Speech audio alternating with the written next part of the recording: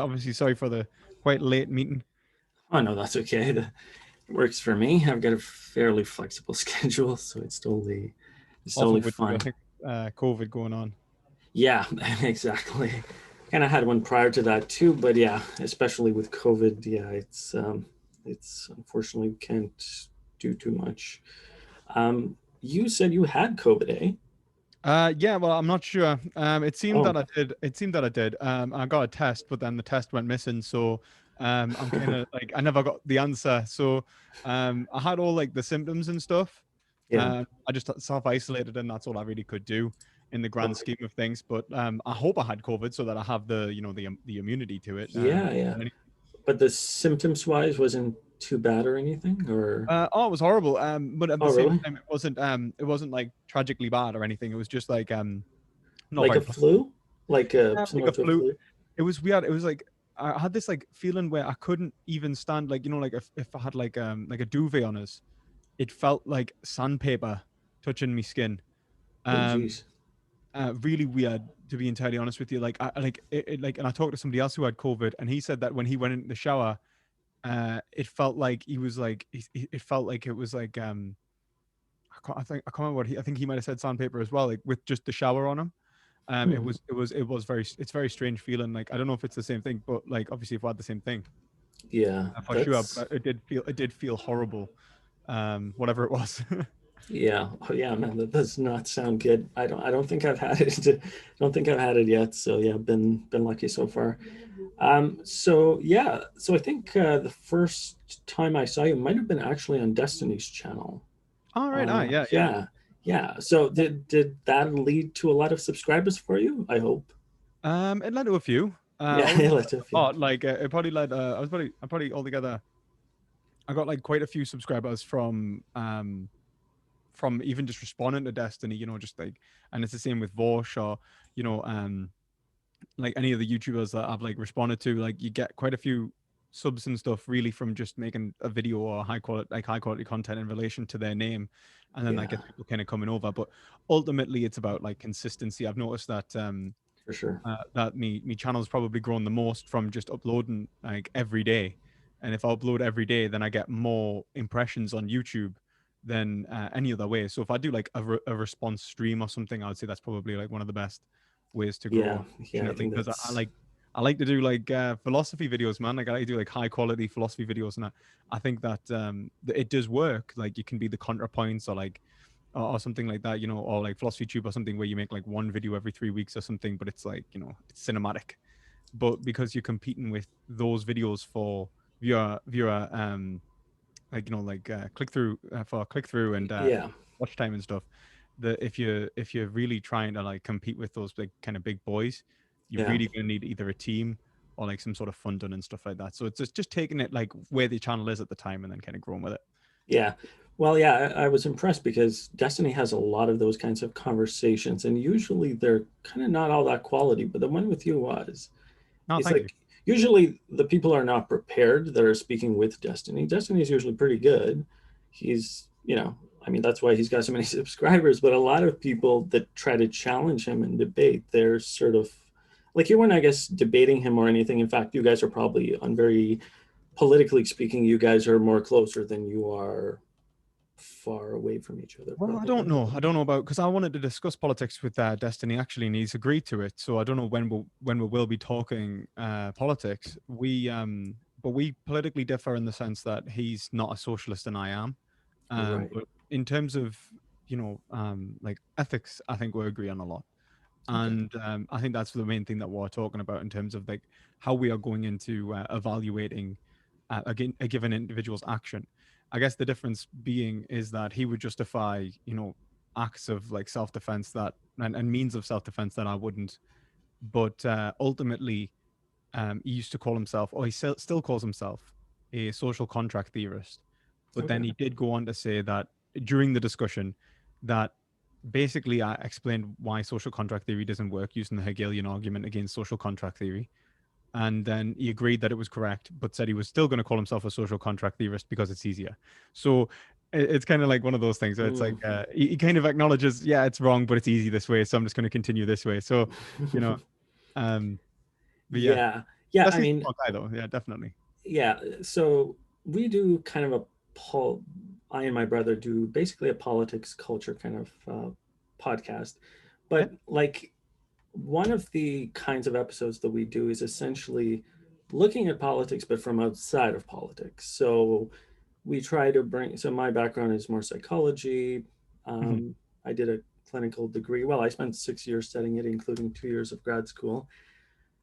So most of it, like what we try to do is like what I found anyways, is that you can't have a proper discourse about politics if you actually focus on the narrow, which is the politics itself, which is the policy, the income distribution. Like that's what politics is about, right? It's about policies, it's about Hmm. income distribution, all that kind of stuff. So any Yeah. of the activities that have to do with politics, I find it's not actually useful to talk about the policies themselves, but to come from outside, right? That's the only way that you can have dialogue, because if you get stuck into the narrow of talking about the policies, people are already have very strong feelings about that. Hmm. So it's kind of like you have to step back from it and say, so due to my psychology background, I like to look at it from a psychological point of view. But we've also brought in sociology, economics, philosophy. Again, I'm nowhere near expert on philosophy. That's why you're here. But that's what we try to do, because it's impossible, in my opinion, to have discussions with somebody about politics if you're actually stuck on like the narrow thing. So the I, one thing that I really like what Destiny says is that he understands the importance of talking about first principles, because that's really what it's about. yeah, And I would agree. one of the things that he gets quite right, I would say, is that he criticizes people like David Pakman and some of the other progressives like Kyle Kalinske, and I bring those guys up quite a lot as well. And one of the big problems I have with those guys, and I'm more on the conservative side, but I listen to them all the time. Sometimes I agree with them. I'm totally open to different opinions. I was at one time more on the left side. But yeah, one of the problems I have is that they're stuck always talking about particular policies, and they're not like seeing the big picture. Yeah. And it's impossible to have discussions like that. And sometimes you get this impression that the only thing that they know is politics, and they don't see that there's other ways to live that don't include that's such a high priority on politics. And what the government does is like, Yeah, and I think as well, it's a very niche understanding of politics as well. Like, I mean, if yeah, you remember, so when you said there, I like take an outsider's perspective on politics. So yeah, I was just gonna say, like, how are you gonna do that when man by nature is political? You know, use the Aristotelian, yeah, but Aristotle's talking about a totally different thing than these people. You know, he's talking about something which is embedded in logic and ethics, and politics is an expression of ethical life. Whilst right, if you look at the way that people approach politics today, it's usually through a party mentality for one, and yes, through preconceived conclusions, they're reasoning inductively, and and I actually did bring up this in the Destiny discussion. There's like an there is an incommensurability between the two parties, I think, in the United States and mm-hmm. even in the United Kingdom, in which each party is coming at the problem with a different rationality in the first place. And so, unless we go back to first principles, we're not actually going to get past this kind of incommensurability that exists between us because we're using two different forms of reasoning. And unless we understand which form of reasoning is correct and whether each one has its problems, and I think liberal reasoning, for example, has a plethora of problems, and so does conservative reasoning, then we won't actually be able to attain any political truth.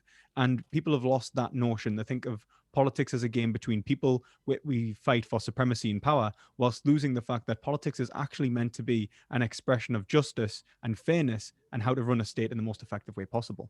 Exactly. And what's interesting is you have people like Kyle Kalinske who would agree with that notion that it is about justice. But then they say things, and I watch a lot of his videos, then they say things like, well, if you were moral, you would do this and this. But then, like, they're never interested about talking about, like, I've heard Kalinske say on multiple occasions, I'm not interested in this person's psychology or what their life is. I just want healthcare for everybody. It's like, you're not concerned with that's exactly what I'm concerned about. Now, for me, it's natural. I went into psychology because I was interested in people and what they had to say, or I wouldn't have gone into psychology. I But thought this, psychologists went into it to study rats. yeah, that's part of it. Well, I did a largely non-research. It was much more clinical. So, Hmm.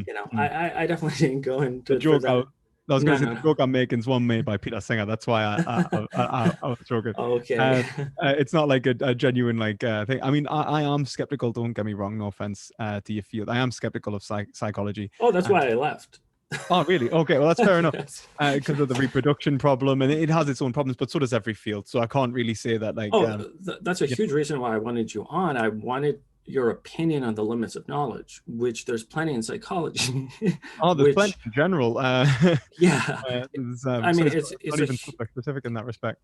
a huge reason I left is precisely because of that. It was very difficult to take a lot of the people seriously. And it's just like, if I can't respect somebody, I can't be, part of this.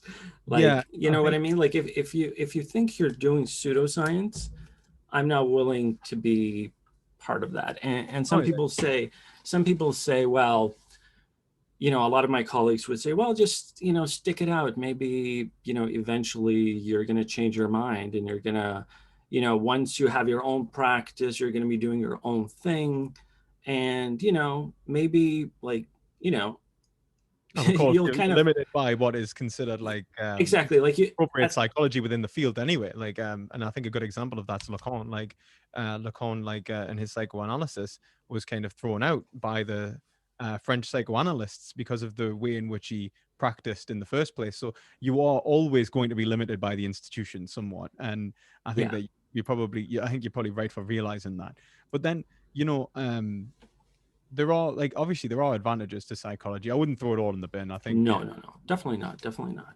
It's just, yeah, if I'm anything, it's a skeptic. yeah, After all my, that's why I would say I'm not a rationalist. I'm not a rationalist.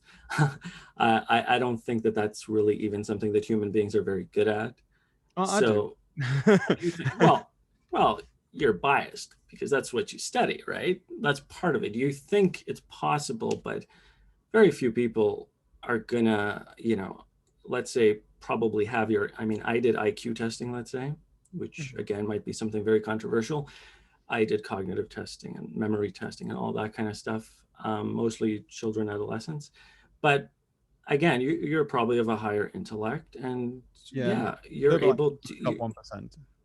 Oh, did you get the testing? Yeah, I've had it done, so I am in Okay. the top 1%. But at the same Okay. time, like on the inverse, me written, like, this is how they diagnose dyspraxia. You see, so like I'm dyspraxic. So in other words, like I struggle like with a variety of different like learning like Yep. capabilities, but involved with mostly like written language Yep. and working memory and stuff.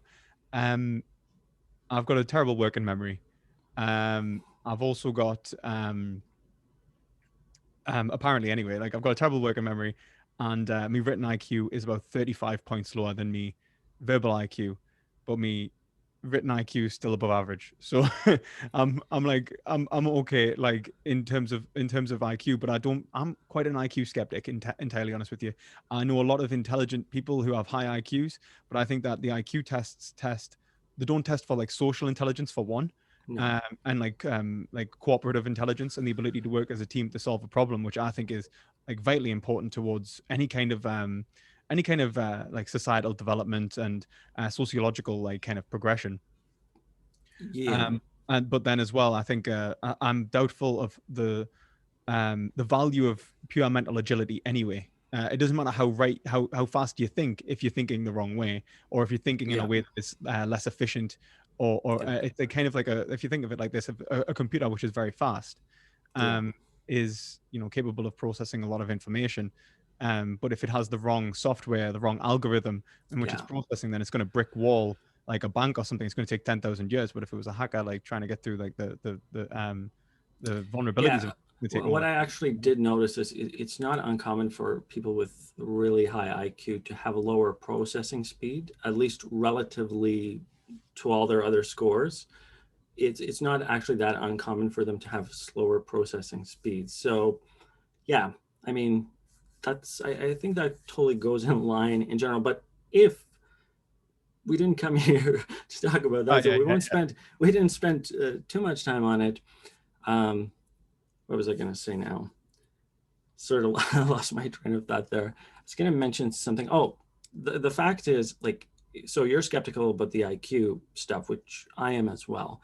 That's cool. But if you ask a lot of psychologists, they will say if you can't take the IQ research seriously that's been going on from like the very beginning, almost the beginning days of psychology, you can't almost take anything seriously in psychology because like that's an area that's had so much research in it, so many research papers on it, and it's like the one thing that most psychologists actually agree on.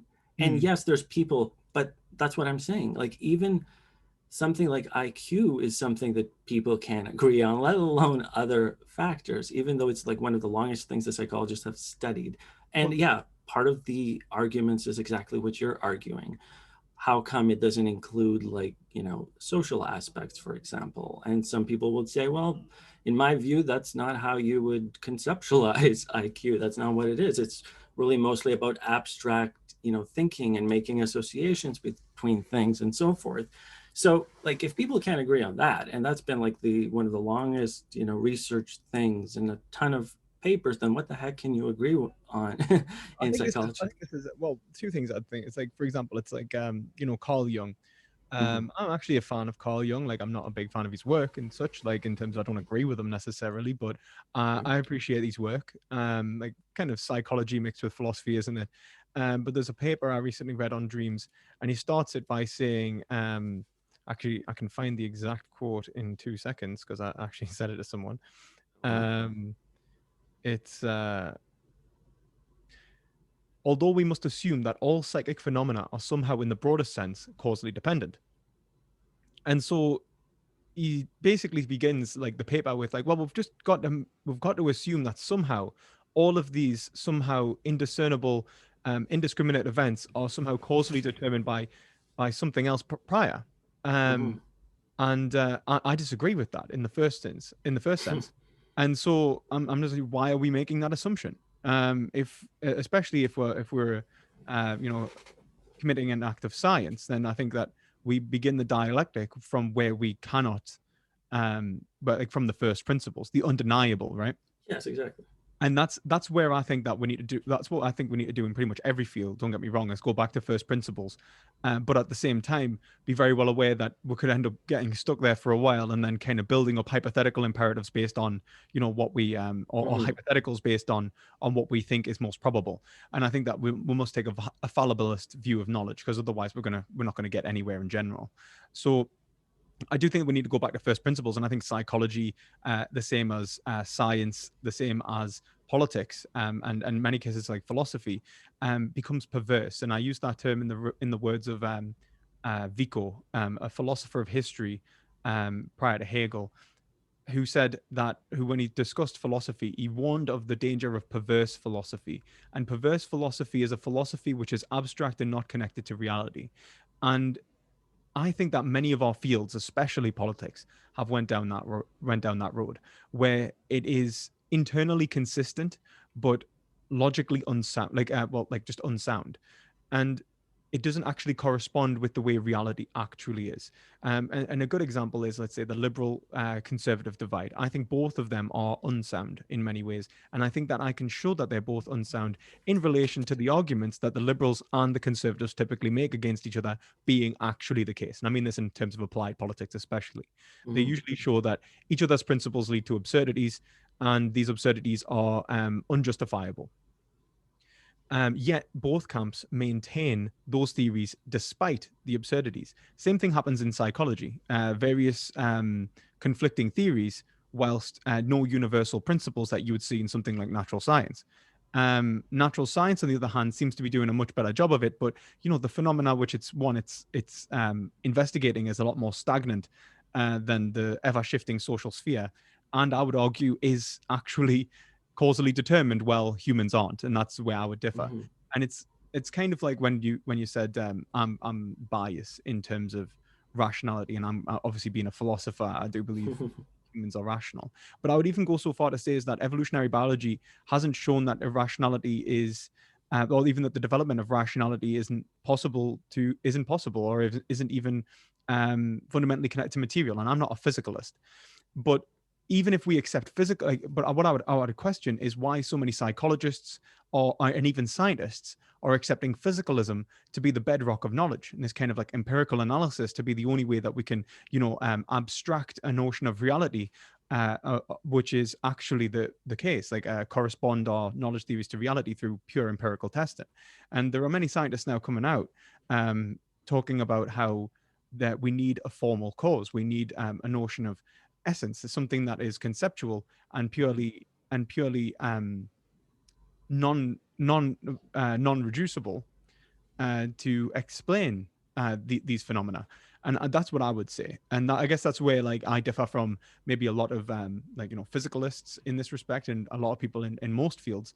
But I think that when we go back to first principles, these are the things that we need to consider. The metaphysical basis from which we build our worldviews are usually incompatible in many cases. And this can even affect the way that we politically engage with one another.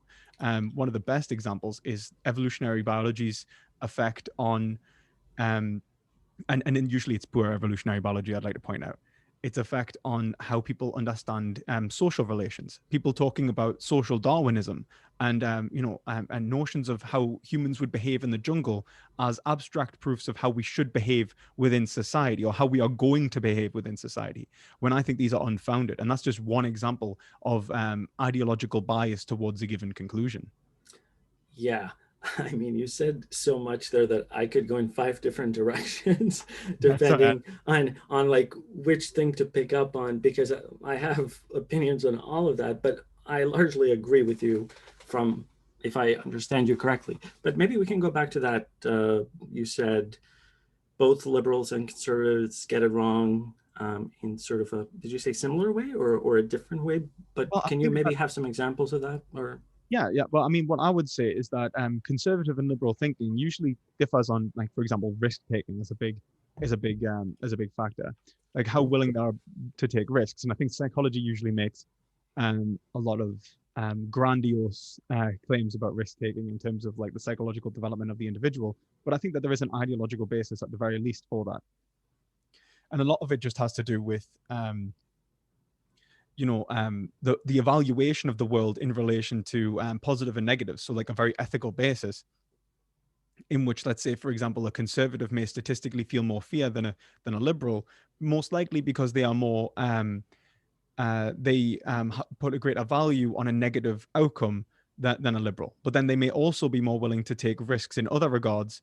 If you're talking about, like, say, a libertarian, they may be more willing to take risks with themselves than a liberal, who would be less likely to, if you know anything about John Rawls and the original position, the idea is like maxi-min reasoning, maximize your minimum. Well, a lot of the time, this is kind of the logic being implemented within the field. The conservatives or the liberals usually justify their conclusions with a rationality which led them to the conclusions in the first place, but the rationality is presupposed as being the correct rationality. So they are usually using concepts and an understanding of reality which presupposes the correct form of judgment and how judgments should actually work, without actually investigating the way judgment works itself and the way that we should be judging in relation to reality. And that kind of meta-analysis, I think, is the only way that we are going to um, resolve the incommensurability between political discourse. And a great thinker for this, who's by far better than me on this, is Alistair McIntyre, and inspired a lot of what I'm speaking of.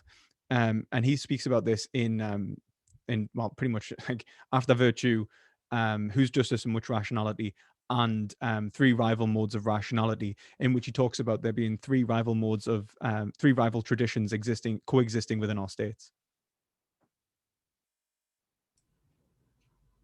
yeah, is there maybe a concrete example maybe you can give people in terms of the conservative sort of something that you think conservatives get wrong or liberals get wrong? Okay. Something concrete.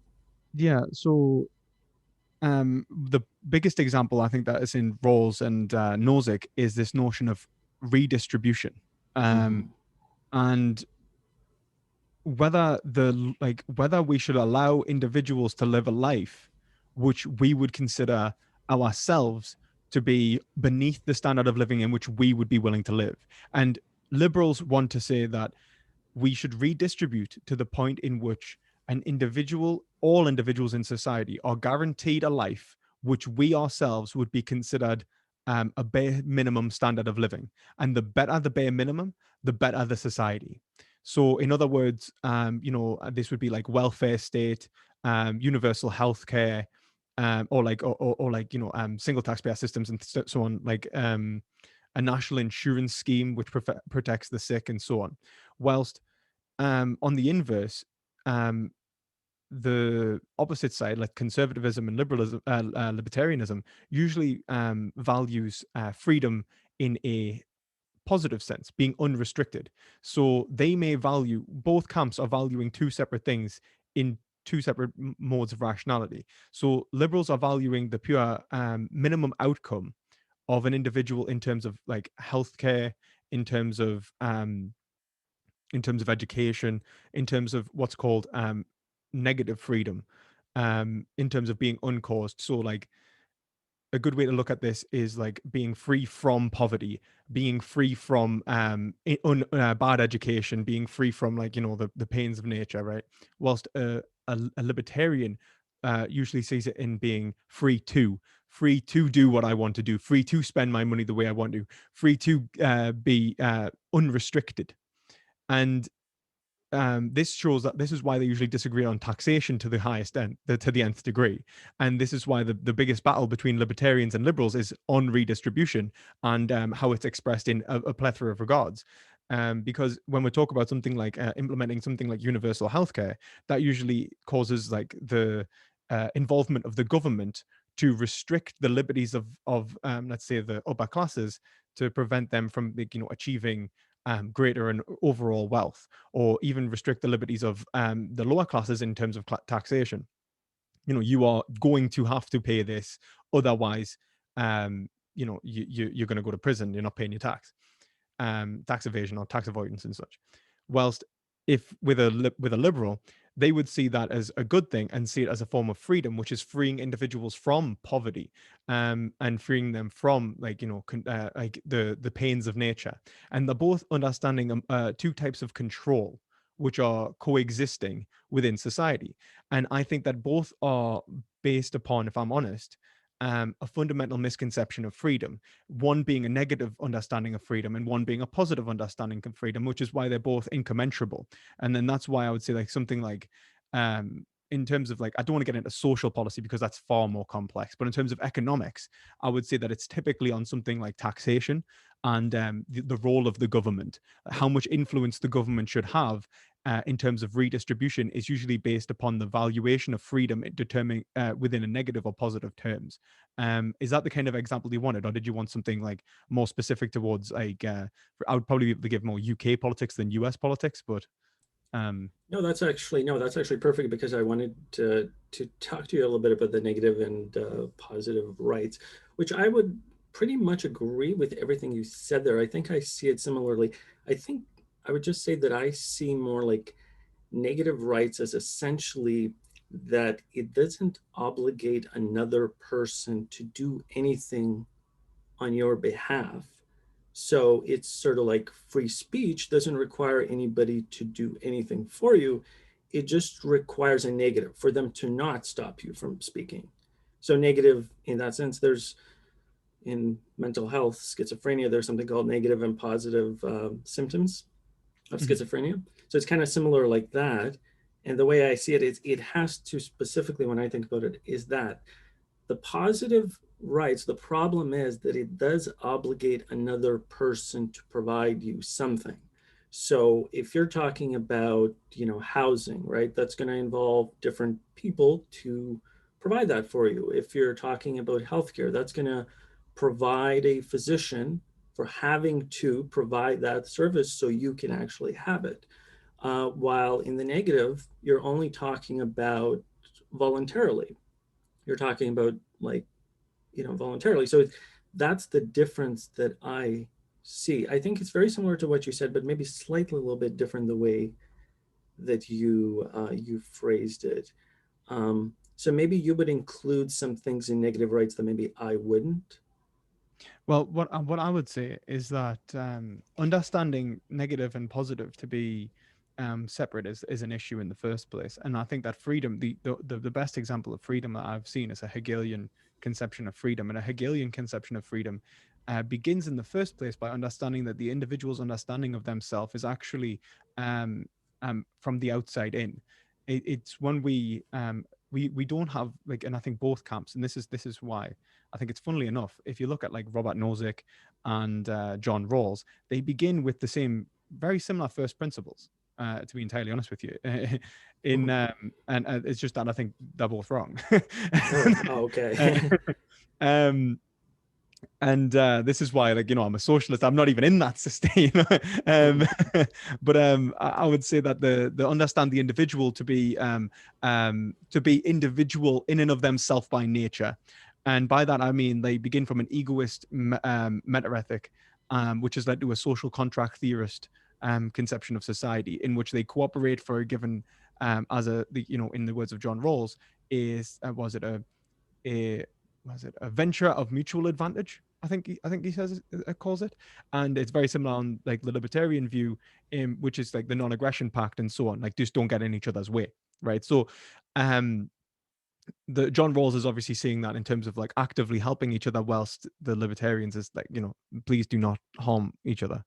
Well, what I would say is that what you are is dependent upon each other. That what we are fundamentally is sociologically embedded within our culture and our society, in so much that we can't even understand what is good for ourselves without applying universals which allow us to metaphysically divest aspects of our experience and how we should live our lives, and that the ways in which we develop our ethics and the way in which we develop our politics shouldn't reflect individual expressions of caprice and the expression of freedom for anything other than subjectivity itself, the greatest expression of subjectivity itself, rather than an individual conception, which is, I would argue, metaphysically ungrounded, like an individual ego that is like that is um, developed in itself by nature.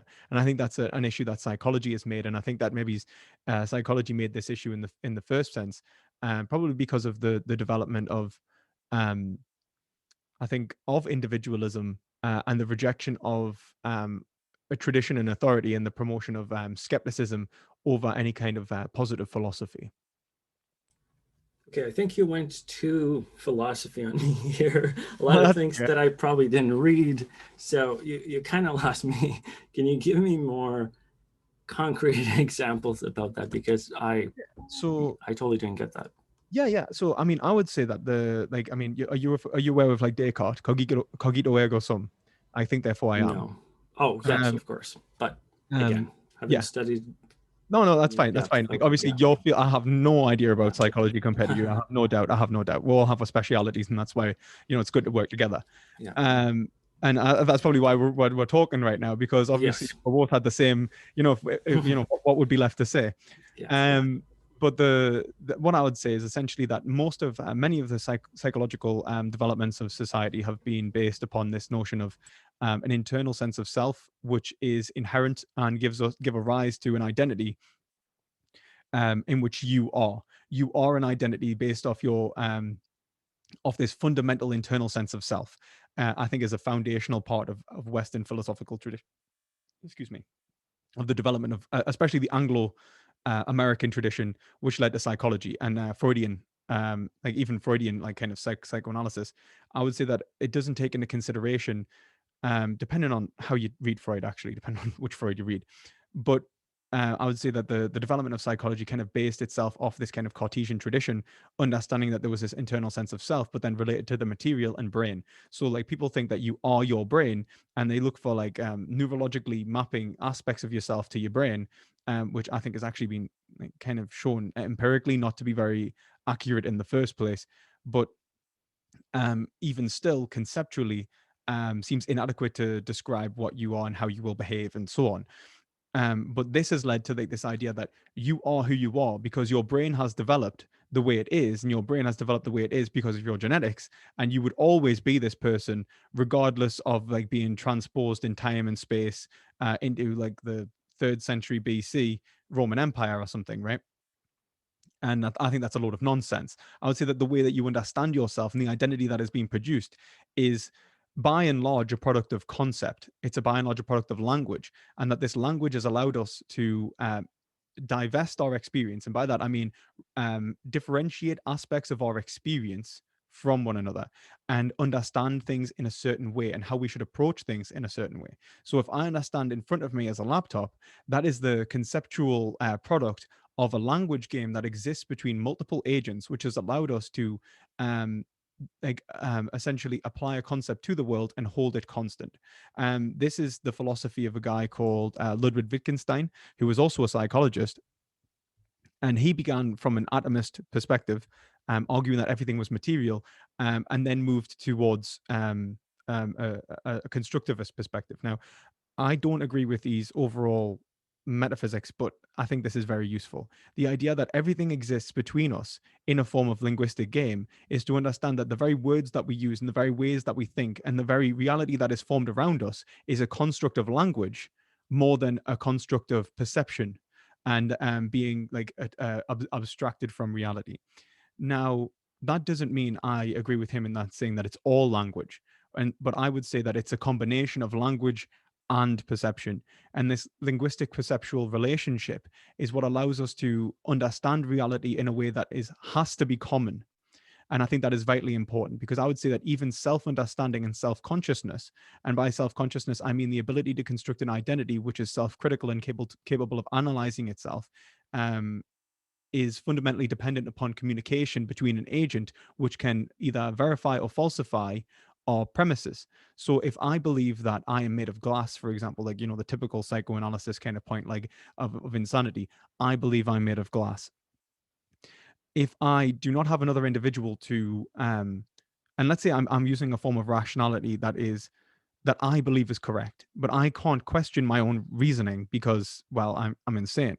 And so somebody, I understand that somebody is then expressing to me, no, Lewis, you are not made of glass. Then I'm giving an opportunity to negate my worldview for the worldview of the other. And the worldview of the other and the worldview of me, I would argue, share a common domain, which is this experience of reality from which I can gain knowledge. Now, because of that, I would say that the ego, in terms of how we understand ourselves and generate identities, is fundamentally a common object. It's not something that we have because of nature. It's something that we have because of language and social constructions and sociality. In which case, when I understand reality in the first place and I try to express freedom, if I assume my freedom, if I try to express my subjectivity rather, and I assume that the good thing for me is whatever my preference is, I've already made a mistake because I don't understand myself without analysis from the outside in, which allows me to analyze what I am. So, given my the functional concept that I am, like what is my actual goal and my interests, what is good for me in terms of like well-being and health and happiness, and also how to achieve that which I want. All of these are assumptions. And when these assumptions are put forward without being questioned and without being given a fundamental social basis, then I think what we enter in is a master slave relationship with other individuals, in which case I expect that other individuals are a means for my satisfaction, or I am a means for their satisfaction. And it's a state of war. And I think that this kind of egoism that is perpetuated, this individual egoism is perpetuated in the philosophy of like Thomas Hobbes, of John Locke, even by accident, and has been the fundamental basis of the traditions that have led to the Rawlsian tradition and the and Nozick's tradition in terms of the libertarians, in terms of the liberals. And so what we have is this clash of egos, which is, I think, an unbelievable expression of the way that the United States works and the American dream. The American dream is a very individualistic one. It's one that represents your interests. You want a family. You want a house and a car and all this. And then obviously the United States is in a state of war with the rest of the world in terms of its foreign politics. And internally, the country is incredibly divided and divested because it's so individualistic. It lacks a sense of communal identity. And that communal identity would give a greater expression of freedom of the individual, not in a negative or positive sense, but in a combination of both, to understand that we restrict ourselves for the best possible outcome of ourselves. And that's like the law. The law tells us not to kill. It's not a bad thing. It doesn't stop us from actually expressing freedom. It allows us to express freedom to the greatest degree. If the law was to tell us to, when the law tells us to like pay taxes, I would say that if we pay something like taxes, for example, to maintain the bedrock of our society, and I think Nozick makes this point in Anarchy, State, and Utopia, even from his libertarian perspective or like right wing perspective, he shows that it is a necessary component of society to pay this. And it might seem as a breach of the individual's liberty if we take an egoistical stance, but in fact, it's a respect of the individual's liberty because the individual wants to exist in a society which has markets, which has free trade, which has justice and fairness. And without those facilities, without that marketplace existing, well, then it would be incapable of even achieving its own preference. And so I think it all boils down to entirely honest with you, a misguided notion of self. Yeah, that's very interesting. You see, I don't see like when I think of negative rights and positive rights, the thing I think about is scale.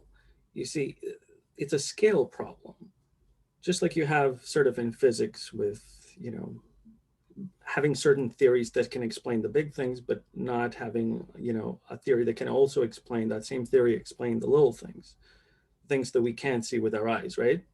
So the way I would explain it is when I think about a conservative and a liberal, I think the only real difference is scale. It's As a conservative, I can say that I'm a communist at the family level. Okay. Like at a family level, I'm a communist. I can say that I'm a socialist at sort of my commune, if you will. So if I'm part of a religious community, I'm part of an artistic community, comedian, and I have that community. It doesn't matter what it is. Um, so I'm a socialist in that sense. If I go to the city level, I might be more centrist, and then if I go sort of to a state level, I might be more Republican, and at the country level, I might be libertarian, right? So that is what I see. It's a scale thing. It's not that the problem is that conservatives prefer to give to those that are socially and physically. So we're talking about space things here. We're talking about somebody that's socially, family is close to me, my friends are close to me, my neighbor is close to me. Um, they prefer to give to people that are close to them physically and socially. And there's this impression from the left that it's a question of a lack of compassion, let's say. I That don't think gets, that at all. I don't think that yeah, at but all. a lot of people say, oh, well, you've got these right wingers, they don't care about other people. That's the problem. If they had compassion, if you believe in psychology tests, I did a personality test and I did get, in the 90th percentile in compassion, but in the 20th percentile in politeness. So there's a lot of things that are kind of like that. Like I'm not a very polite person. I'm generally very direct with people, especially, if I get into something. I am originally Southeast Europe, Yugoslavia, and Bosnia. So we have that temper. But in any case, the point Yeah. is people have a tough time accepting the fact that somebody can be very impolite in the aesthetic sense. The way that you come off can be seem that you're very aggressive, that you're very direct, that you don't have compassion for people, but internally be insanely compassionate and get very emotional when you see people in pain, for example, or something like that. So people I mean, not to, I don't want to get to Trump or anything, but yeah, we won't go there. We don't want to get I into, think with the coup going on, I don't think like and yeah, that whole thing going on, you probably want to stay clear of that right now, yeah, unless you've got something really like strong to yeah, say about it. yeah. We Um, won't go there. But the basic point is, I think it's a scale thing, and the problem is that that I mean, if you look at the U.S. founding, the whole issue is you have two very different cultures from the South, and the North. You have two very different cultures, and essentially, if you look at the founding, it was they realized that they needed the federal government to have more power if the United States was going to be a viable country. And they didn't want the states to be feuding against each other. That was one of the reasons that they decided to become a country, and to unify in a more greater way, because they thought if we just had this kind of very small military alliance, and it was nothing except that, a military alliance, the states physically, of course, being close to each other, there would be a lot of fighting among the states. So one of the reasons they decided to come together in the first place, but they have very different values and cultures. In fact, if you look at the U.S. by region, it's quite homogeneous by region. I Not mean, if you you can look at basically map out a lot of the distinctions based on the Civil War, like, in the yes. first place. Well, yeah, that's what I'm saying though. But the problem is, so if you miss, if you sort of like, one of the things that liberals try to do is they try to pass laws that are federal, and it's like, do you know your history? Like, do you know that this country was put together with the idea that, with one half of the country saying, we don't want the federal government to have that big of a role. So it doesn't matter that healthcare, for example, is a very compassionate and moral thing in your opinion, because these people don't want the federal government to have And, that and I much mean, power. I mean, like, and even if they are right, you can't force moral progress. I mean, like, I would Well, that's well, exactly. kind of the criticism I'd make of the U.S. foreign policy in many ways. It's like it might very well be the case that democracy is the better form of government, but it doesn't mean that you Yeah, can go out and force democracy upon another population. That doesn't make any sense. Like the Weimar government in Germany didn't work for a reason, right? Like, yeah. I mean, economically for one, but politically for another. The people of Germany weren't interested in a democratic government in the same sense that like the like French and British were, and the Americans. And I think it is an issue. Don't get me wrong, but I think that this just shows. I think one, there is like in terms of the politics of the United States, there is a greater overall issue in the lack of participation from the individual. The representative democracy, quote unquote, that exists in the Republic of the United States is non existent, to be entirely honest with you. The parties control the entirety of the policy that gets put forward. Social politics is the only thing that's ever argued, and economic policy is always on the back burner. You fight for. Putting in a politically chosen candidate. And I mean, this is basically written into your constitution. Um, and unfortunately, right next to one of the greatest pieces of philosophy I think ever, which was written by Thomas Jefferson. The equality between men. Like equality among men, which I think is brilliant. But like obviously, I'm not here to criticize the American Constitution. That is that is heresy depending on the American viewer that watches it. So but I mean, at the same time, I do appreciate that, to be entirely honest with you, this whole situation within the United States right now probably would have devolved into a civil war if it wasn't for the fact that all of the Republicans were like, well, wait a minute, the Constitution.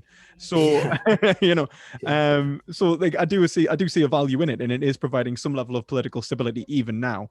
um but I guess what I would say is that the American Constitution does, I would argue, alienate the average everyday individual from politics, and instead keeps politics among a ruling elite, which make decisions independent of public opinion. Which is why about 30%, if 100% of the population wanted to pass a bill, they've got about 30% a chance of actually getting it through, because the politic doesn't actually represent public control. It represents like a top down control. It's not bottom up, it's top down, and that'll be my main criticism of that.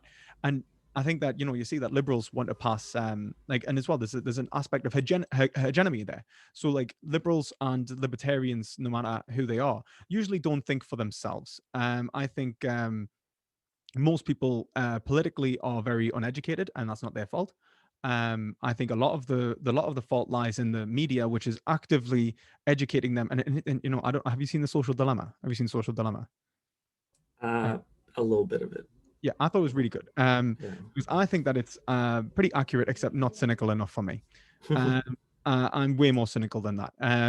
I think that individuals are being fed within the knowledge economy aspects of information in relation to what will bring them the greatest overall, pleasure, but also what will actually feed them the greatest overall cortisol levels. Because the reality is, I think that people, and I'm not using a physicalist conception of this, I'm just using the language that they were kind of using in the documentary. I think that people are motivated far more by anxiety and stress than they are by, positive reinforcement in terms of actually being motivated to action. And so a lot of the things that with social media, for example, is when someone uploads a photo of you, you check it not to go, oh, this is going to be a lovely photo of me. You're going, oh my God, I hope I don't look bad. And this is the kind of mentality that people have because they realize that they're in a permanently social sphere. And so they are being motivated by the stress of actually being witnessed and the possibility of being seen as not what they are. And it's an existential fear, I think, that is motivating people in terms of social media a lot, and which is why I don't take part in Facebook or Instagram really, because ultimately I think that it's not a good thing for for humans to kind of engage in, to permanently be social animals. I think you need some time off. You need to go home, turn off your sociality and just take a break and be around your family, rather than having to be permanently around like strangers and being constantly analyzed by people who you don't know. Also, there comes to the ideological point in that being seen with reference to a particular group of individuals or a particular symbol, a particular understanding. People become then scared of being seen, as unpatriotic, or they become scared of being seen as, fascists, or they become scared of being seen as whatever it is. In this kind of cancel culture, that exists within social media, I think is a natural byproduct of the kind of internal fighting that is existing within um, what Sartre refers to as a sadomasochistic relationship between man. And I think that what we have is people trying to assert their identities over each other's, and one being good and one being bad in order to gain power over one another in this kind of like jungle mentality. But honestly, it's in the digital sphere now. And I think when liberals are trying to pass, for example, federal policy, a lot of that doesn't come with to them from them reasoning it out and going, okay, is this the right thing to do? Is this going to actually benefit the country the most? And it's the same thing with libertarians actively trying to dismiss the idea of a universal or a single taxpayer system. It's like, is this justified? Is this good? Neither side's actually thinking that far. Neither side's actually even considering it. What they are doing is they are beginning with, from somewhere like the Constitution. They are beginning with a conclusion, and then they seek evidence to justify it inductively that their conclusion is the one that's actually correct. And they're also trying to assert their identities over one another as not being a liberal or not being a conservative, and they are equally defined as not being each other, just as much as the positive sense of being themselves. And most factions are actually existing in a sense of bad faith, where they are divisionarily pitted against each other so that they can be manipulated by both ruling parties. So if I wanted to control, for example, the Democrats in the United States, all I have to do is piss off the libertarians to make sure that the Democrats felt that they were under attack, and then I've got a mobilized militia of individuals who I'm able to point in the direction of a particular policy and voting pattern in order to gain political control and power. And I think that's pretty much what's going on in the United States. It's far worse than if I'm honest, of something as sort of like apolitical as people just simply kind of beginning with irrationality in the first place. Don't get me wrong, I think there are rational disputes, and that's why I said there's an incommensurability there. Like, even if they do sit down and talk, but the reality is they don't sit down and talk. Most of the time, they're more willing to smash each other over the head than actually have a polite conversation in the first place. Absolutely. I mean, I can agree more with really all that you said. A really important thing is the thing that you said about bottom up. I believe the absolute same thing. It has to be bottom up. Like, I don't know if you know anything about the Canadian healthcare system, but the Canadian healthcare system was bottom up. And a lot of people who talk about this, like I won't keep bringing up his name. I feel like I'm picking on him. But anyways, a lot of the progressives from the left side, uh, I don't know if they don't know or they don't care, but the healthcare system in Canada was essentially bottom up. It started by essentially large provinces, even conservative provinces, offering uh, a lot of the things, like I believe it started with medications and so forth, free for the people in their own provinces. And then when the federal government saw that especially the big provinces like Alberta, Ontario were doing this for their own, for their own province, they said, hey, how about we'll give you another 50%. As long as you follow these federal guidelines, you can have this funding, 50%. They agreed to it. Great. There's nothing wrong with that. It's bottom up. The provinces started the thing themselves. Federal government came in and said, hey, we'll give you more funding, but you kind of have to follow these, things. You can't deny people coverage or whatever. Basically, you got to go under the government is going to be the insurance company essentially, right? It's going to be funded by taxpayers and so forth. That's totally fine. And And since look, it's funded by taxpayers, it's got to be universal and so on. exactly, like as long as you follow these rules, you get 50% funding. But it was started by these provinces, and that's a very important part of it. I mean, California, if it was a country, would be like the fifth most, like in terms of their state domestic product, they would be like fifth in the world. You're telling me that California can't offer their citizens free healthcare? Oh, I completely agree, and I think this is like, I think this is pretty much the way that the economics works in the United States. It has nothing to do with the economics in the United States. Like the fighting in the United States has nothing to do with economics, No. because both both sides have already agreed we're going to do whatever it takes to make corporations the most money. And that's my position, right? Yes. Because I think that the people that control government policy are the people that have money. Uh, Yeah. and at the end of the day, the people who have money usually are self-serving. And I don't mean people, actually, I should differentiate. I think that I'm, again, more cynical. I think that a lot of leftists understand people to I'm be seeing in a control. trend here. Yeah, I don't think people are in control of the system. I think the system's in control of the people, in terms of, let's say, for example, the way that corporations work is typically in relation to like profit seeking for shareholders rather than CEO directly telling the corporation how to behave. It's like you could have a good CEO, but he's going to have to do the thing that the shareholders want him to do anyway. That's just the way the system works. Yeah. And like the people who are even, let's say, like the like good partial owners of like some of the largest corporations in the world may be genuinely very lovely people, but then have no political control or of their corporation anyway. And the way that the corporation kind of unveils itself towards the world is in this kind of amoral, unhuman way. And I see them as, if you're aware of the philosophy of Thomas Hobbes, he talks Mhm. about the nation states being leviathans, and each leviathan fighting each other for political power.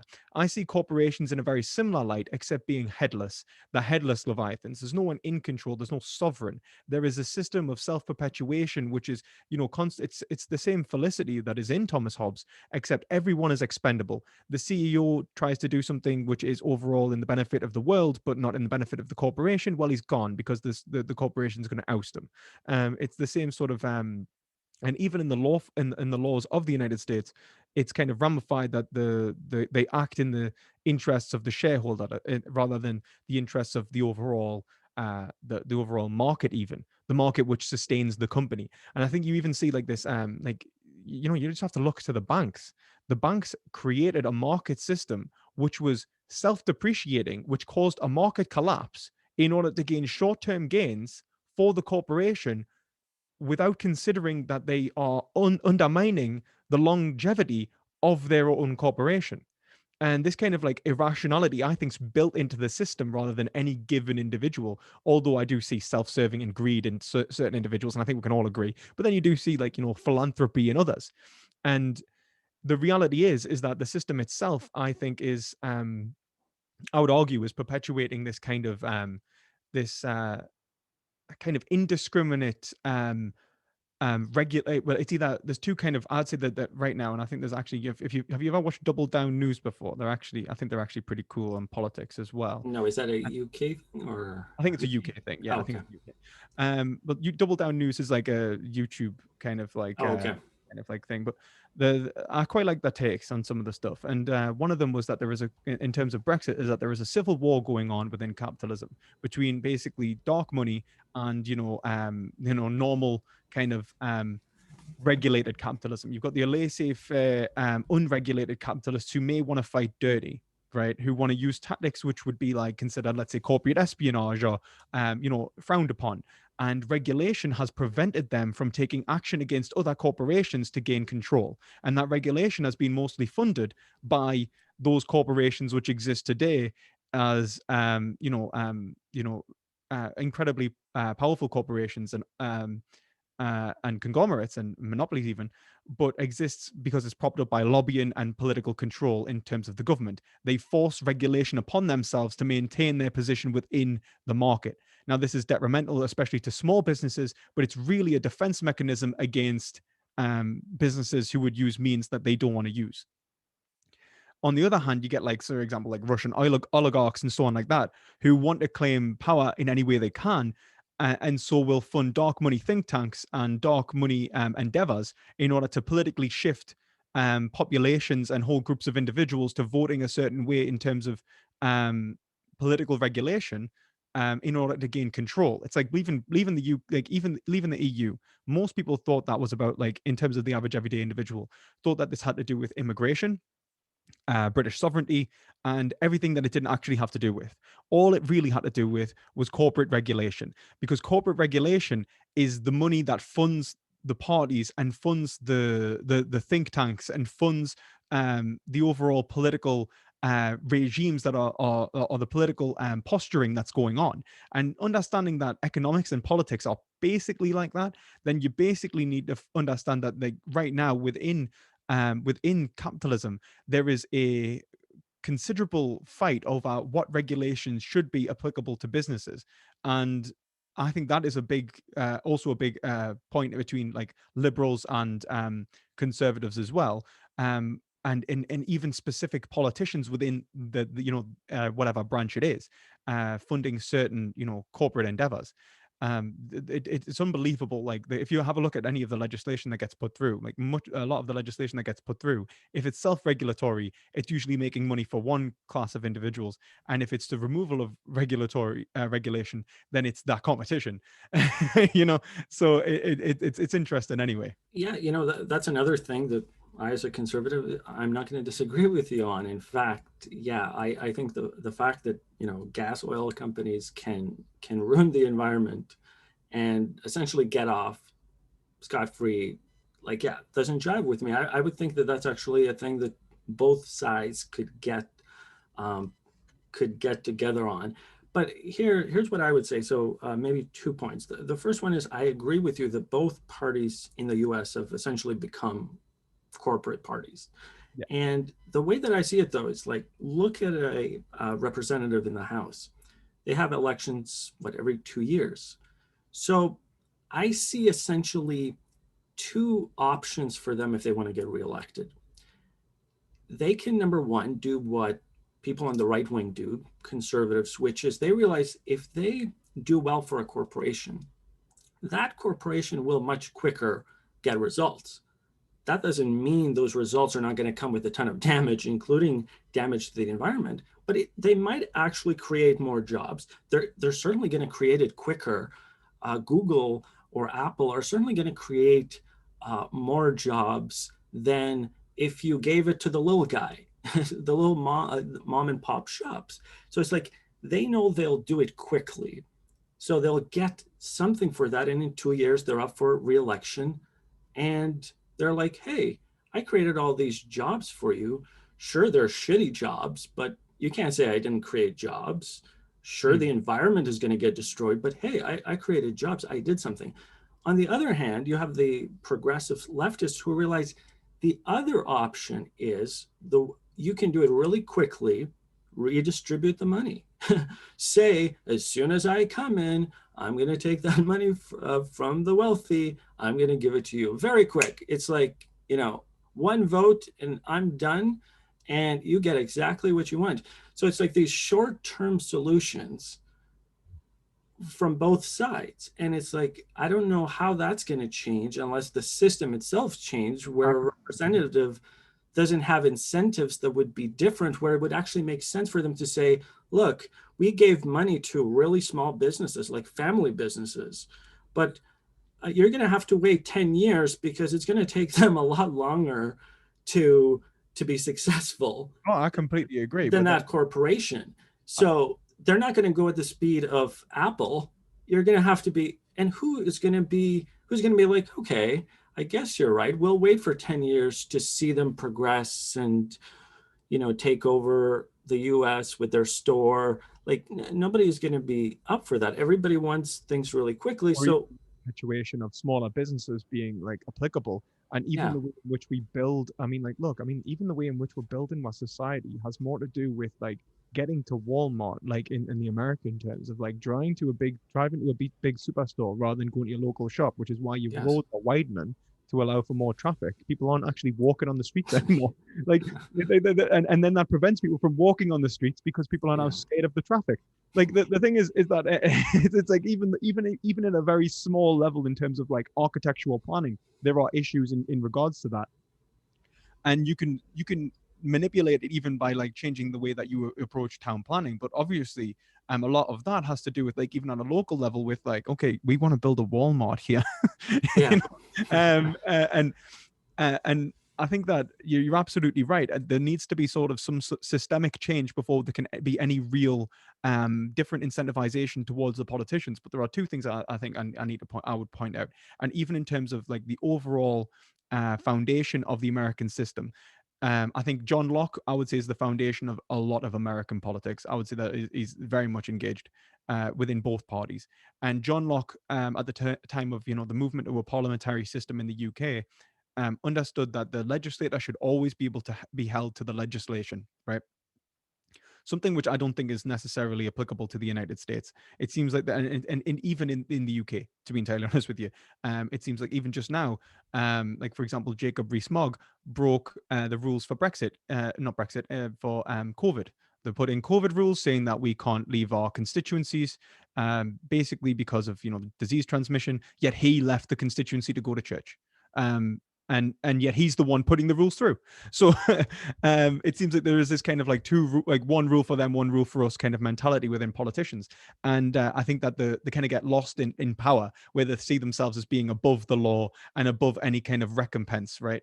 And that needs to change. I think that politicians need to be held accountable by the public for their actions, in a much more direct way. They can be like taken out of office and be depowered by the people themselves. There is a lack of political authority amongst the power base of the people, as you say, like a bottom up. And Yes, then and this is why I like the idea of localism and the same, conservative thing of like the mayor is going to be a lot more answerable to you than the president, just due to pure like physical proximity.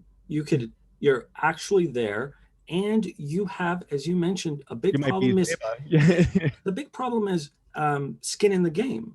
You have skin in the game when you physically live at a certain. Joe Rogan. I love Joe Rogan. I watch all of his episodes. I know he also gets criticism, but I like that he's open to different ideas, even though he says a lot of kind of crazy things here and there. Somewhat open. I think Yeah, that he's somewhat. I think yeah, he's like, I think we're all like us. I think he's like, I like everyone, he's somewhat ideologically embedded into his identity. Like he's Joe Rogan has his bro Jogan, man. Like Yeah, yeah, he's the bro. Like he's got to be like himself in that yeah, respect and his brand. So like I think yeah, he's open somewhat, but he's closed in other ways.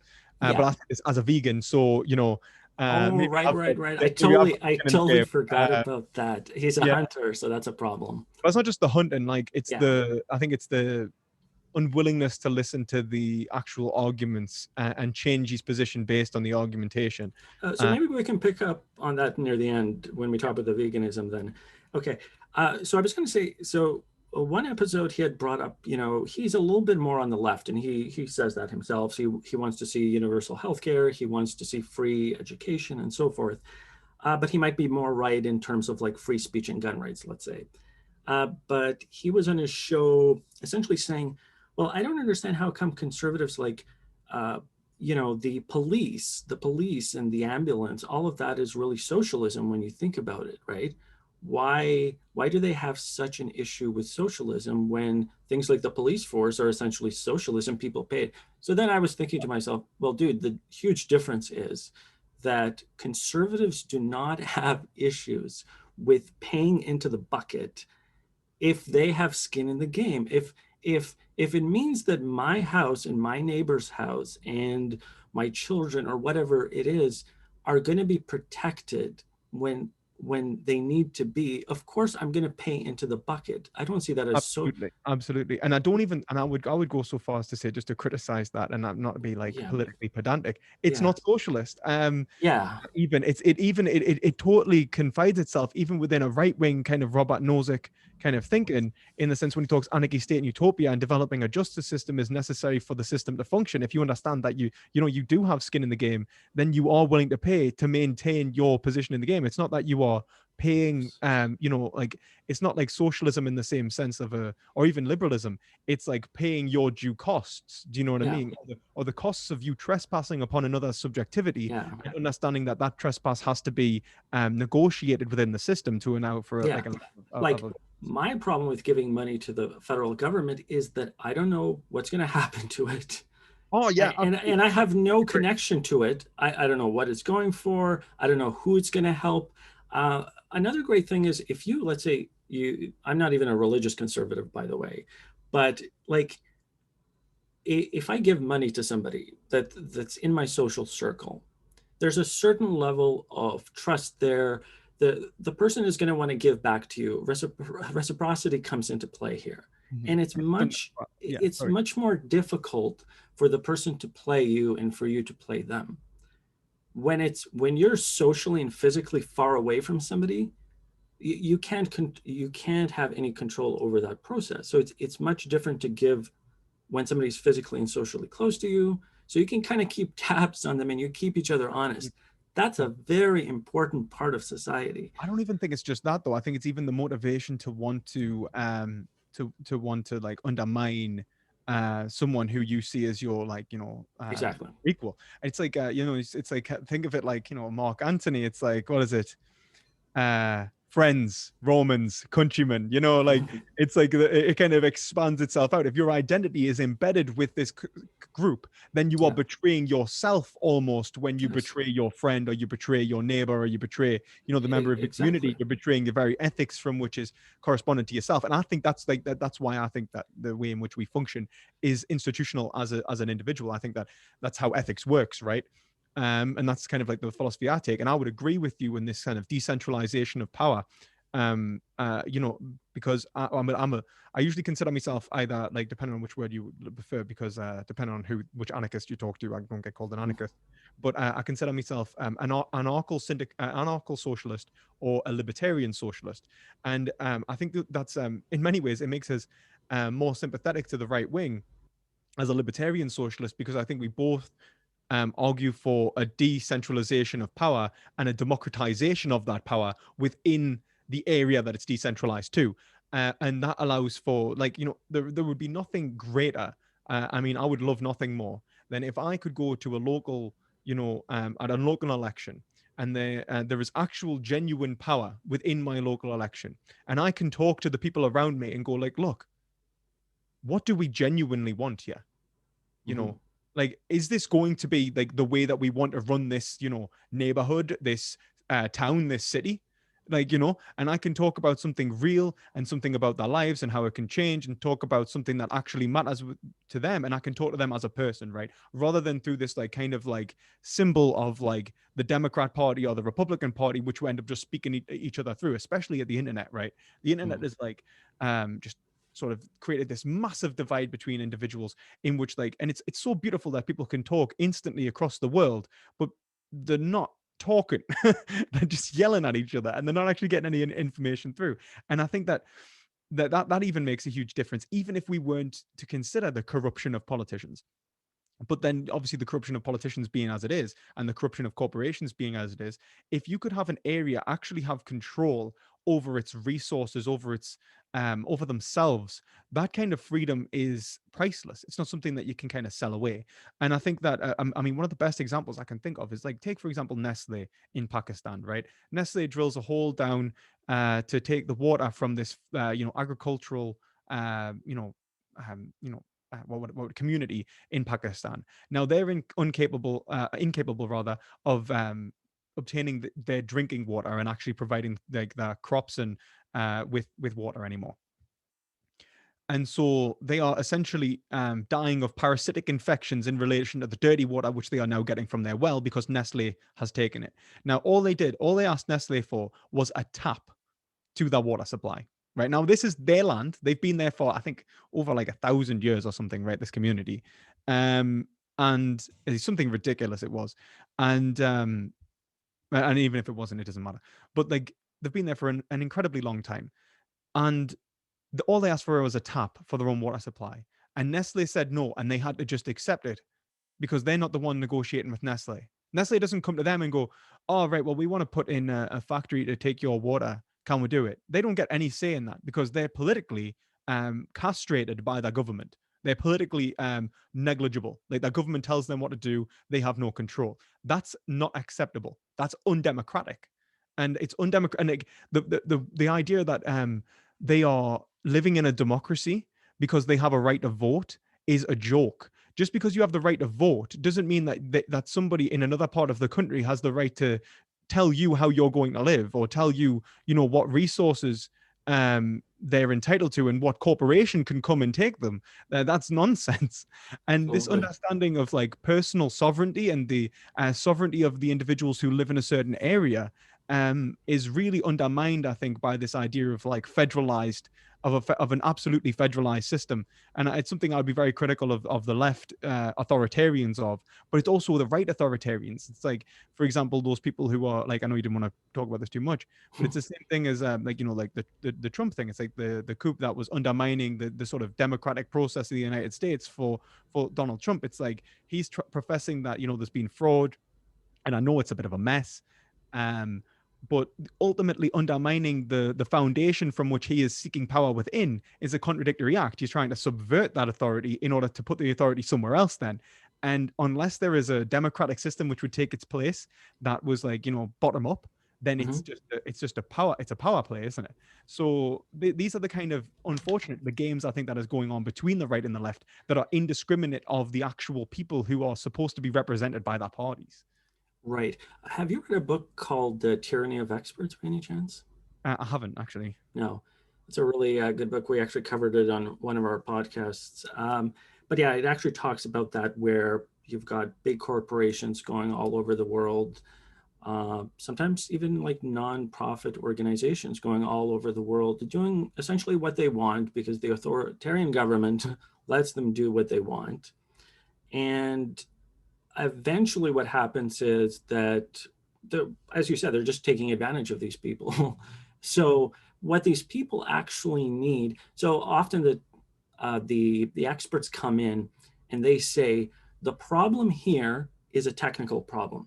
These people need water. We need to get them access to water. If we solve this problem, this technical problem, there's going to be the economy is going to get better and people are going to get wealthy. Well, it turns out that's not how it works if Yeah. you live in an authoritarian government where within a swoop, they can take away everything from you. So, unless you have restraints in the government, you coming in with technical solutions is not going to do very much because one leader later who wants to take away that stuff from the people it's going to go away. So they don't understand the importance of restraints of government. They Power think it's a trip. they think it's a technical problem, and if the technical problem gets solved, well, This is you're finished with. I think this is an issue in general of our overall society and that the way we approach problems. I mean, one of the best examples is let's say the slums of Mumbai, right? Like the government wanted to essentially knock down a part of the slums of Mumbai in order to, perpetuate land for the wealthy business owners that exist there, like, trying to, create new buildings that'll make more money. expand the economic center of Mumbai into where the slums are. Obviously, there's only so much land, so the slums have to move. Now, the obviously it's occupied land, and obviously the global community is just going to be absolutely horrified if they start bulldozing down that like people's homes and stuff. And these people don't want to move. So what they did was like they brought, okay, these people have really terrible housing. So what we'll do is we'll build them better housing. And so they built these disgusting tower blocks of flats. Now, because they didn't talk to anyone in that area, like and say like, do you want to live in these flats, and how would these flats be for you? um the flats that they built go unoccupied because although they have like like better amenities, they have lack of community, and the slums of Mumbai are incredibly communified. Like there are people that exist in the slums of Mumbai that have been potters, I think, for like 600 years, like or six generations of potters, you know what I mean, in which they've been in the same place, in the same location, doing the same thing, and have a community spirit that kind of perpetuates with that throughout the area. And these don't even have a common room in which they can go and interact, whilst before, like, it doesn't match the culture of the area, so nobody wants to live in them. Whilst if you take a very different approach, in Sao Paulo had obviously a very similar issue with its slums being dangerous, and talked to the people in the area, said like, okay, look, we're thinking about building you some houses, right? What would you want? Like, tell me, like what would make this better? And so they built a relatively similar structure, but they had water collection systems, and things that the people in that area actually wanted and they thought would make their life better. So people moved into them, and Wow, and it what does an that. idea. I know. Oh The my god! idea that you would ask people what they actually want And this is is the thing. crazy. It's unbelievable that is not the go-to solution. The go-to solution is impose an idea upon people rather than ask the people whether this is a good idea and have them, actually engage within the process. And I think this is a real big problem within pretty much every government throughout the planet. There isn't a government where I look to that I can genuinely look to and go, you know what, this is genuinely reflecting the will of the people. And if it does, it's usually because the will of the people is being met economically. Like everyone in that area is just, okay. Like in Scandinavia, I think everyone's pretty much represented in the sense that everyone's so well off and living such good lives because of the natural resource distribution, because of the way that their economy works in that area, that the increased taxation and so on is not really a problem for them. And so they don't mind it, and everyone's kind of needs are being met, and it's publicly popular. But the system that would allow for that to even be questioned in the first place doesn't exist. And so the only places that I would say that genuinely have a representative democracy are the places that have a democracy that tells the people what to think in the first place, so that it represents whatever they tell the people that they're going to represent. But maybe Yeah, that's my cynicism it's not coming cynicism. out again. One of the things the tyranny of experts talk about is essentially the disdain that experts have when it comes to regular people. So Yeah, one of the reasons they don't ask them what they want, even though it seems foolish, is that they think these people don't really know what would be good, what is right. So they simply don't care. They have a disdain for this. And this is why top down doesn't work. top It, down doesn't work. No. yeah, it's one of the reasons it doesn't work. I don't want to spend too much, maybe 15 more minutes if you've got time. I don't want to, I know we've been going for quite a while. I think maybe an hour and a half. I did want to just go back quickly on the money and politics thing. So I do think one thing that the left maybe doesn't really realize, that what they don't acknowledge anyways, is they're so focused on, let's say, the big wigs at the gas oil companies, the elite there, and they're not realizing that that whose mind they really have to change is the average person that is working at that gas and oil company and all of those industries that are connected to the gas and oil industry. I don't know if you know, but for example, gas and oil supports about 10 million jobs in the US. That's considerable. Yeah. Yeah. So this idea, and often the election is very close. Obviously, it's between 5 to 10% all the time. So this makes a difference. But the whole is, you have to acknowledge that that person who is earning $35 an hour and has been for generations in their family has a self-interest to keep that job. Mhm. So, I know a guy And I know a sorry. guy in Canada who worked his way from the very bottom to the very top, bought two homes as a result of working his ass off. This guy is not going to vote against his interest. So people get too caught up focusing on the elite. Yes, the elite guys tend to be corrupt. Yes, they're self-interested, but so are the people that are below them. The Well, yeah, people. I would Yeah, say that absolutely, and I think that I'm sorry, I didn't mean to interrupt him. no, that's okay. I, So it's just a question of, progressives figure out, stop demonizing people who work in these industries. mhm. It has changed a lot of people's lives for the good, and they are not going to change their mind if you continue demonizing them, because you think you're demonizing the CEO and the executives. You're not. You're demonizing regular people who bought a home because they worked for the gas company, right? Yeah, So if you don't make this connection, you're not going to change people's mind. I guess the way I would say is that like you said, it changed their lives for the good. Um, would Relatively disagree. speaking. I would disagree in terms of ethics. Like in terms of tangible material benefit to them, yeah, it's been materially beneficial. But whether it's changed their lives for the good, and I would move it to the right, has it made the world a better place? And they're part of the world, and I would say that they are. I would say ideologically dependent upon a notion of abstract right, just as much as their own material preferences. I would say that it mightn't have changed it for the good, right? Like there's no sense of having like two homes and building a family and having strong conservative values in relation to like the production of, a family that is going to, be sustained throughout time if the climate destroys itself and the area becomes uninhabitable, like But and this is the kind of, but I actually agree that there is a lot of uh like I want to call it like when they talk about the demonization of like these particular individuals, don't get me wrong, I think that there are some individuals in our society which I have nothing but disdain for, in terms of, and I take this, and if I'm honest, it's probably the Christian roots that is coming out in me here.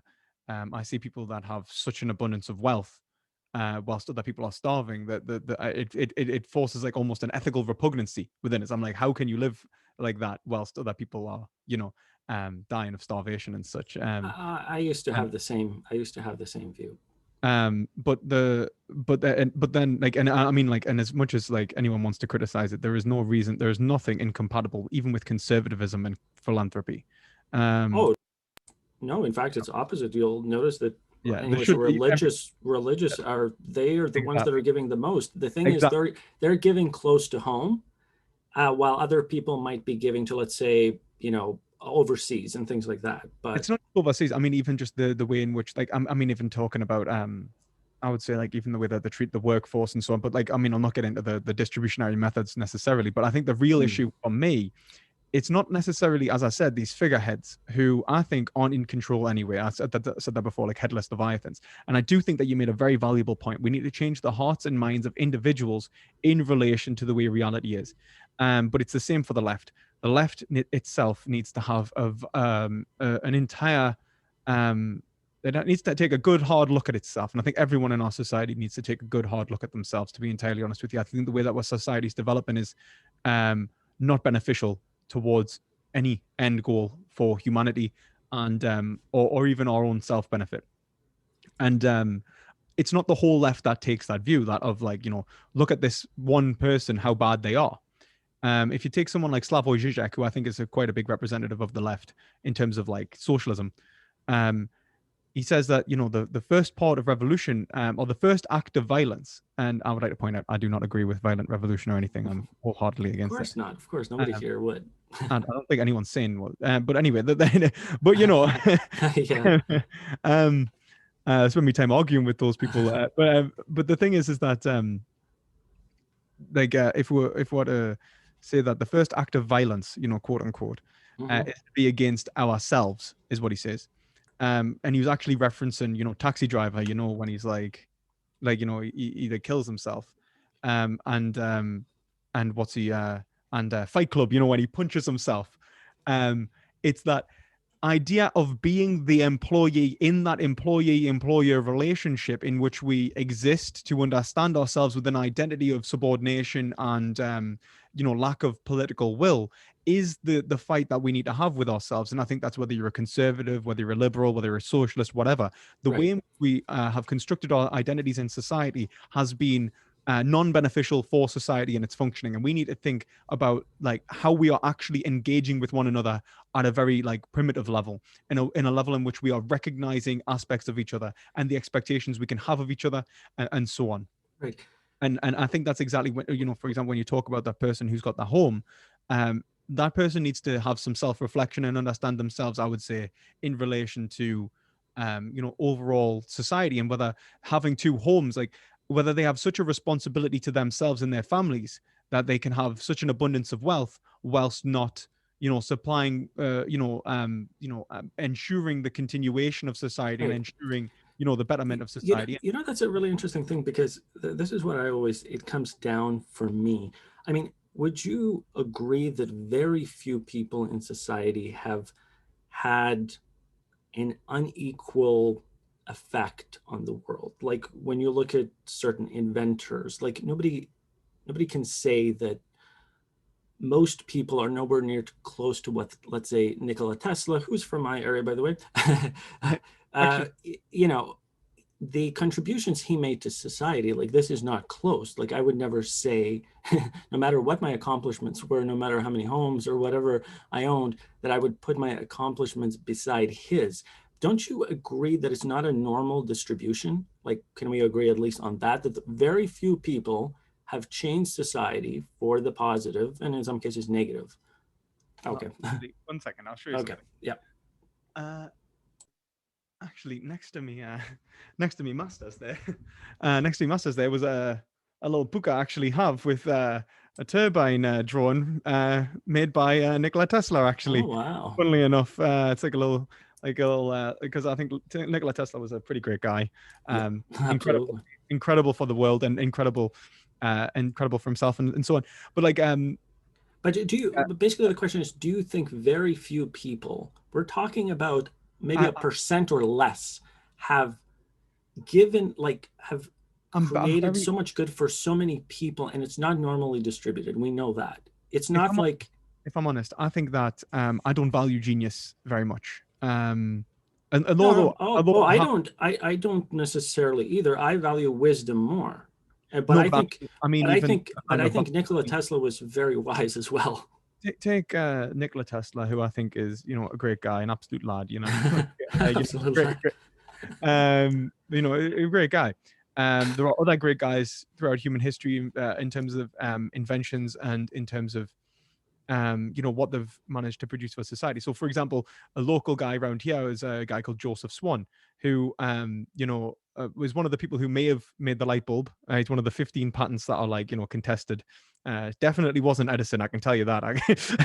No. But but like Joseph Swan was one of the, but he, in like even in a game of poker, he played, I think the Duke of Northumberland in a game of poker and won one of the local parks, which he then donated back to the people, right? And it was just like this stupid, funny stuff like that. But like, and obviously you've got like Armstrong and Robert Louis Stevenson, or Robert Louis Stevenson made the steam train, and his dad George Stevenson, who've made like the railway. These have been like obviously incredible inventions throughout human history. But I think that even the knowledge which is allowed for the development of those individuals to produce the technologies in which they did in the right circumstances was built on the backs of countless other conceptual developments which have been communal in effort. And I think human knowledge itself is actually a productive endeavor that is done through mutual engagement rather than like the development of genius, just as much as our efforts in terms of design and technology. And I think that one of the issues is that I would say within our state is that I would be hesitant to point towards those individuals who have been given the opportunity to be in the positions that they had, as being the producers of ideas and technologies, because of who they are, whilst other people who were economically coerced into, let's say, and I mean at the time of like, for example, Robert Louis Stevenson, people were working in poorhouses and such in the United Kingdom. Um, I'm pretty sure actually, I have to double check that. But the amount of exploitation that was going on prevented people from even having a fair and equal education. I would say that if the market system was truly fair, if people were able to enter the market and have equal opportunity, then the production of ideas and technologies in relation to individuals would be representative of that individual, and it's not.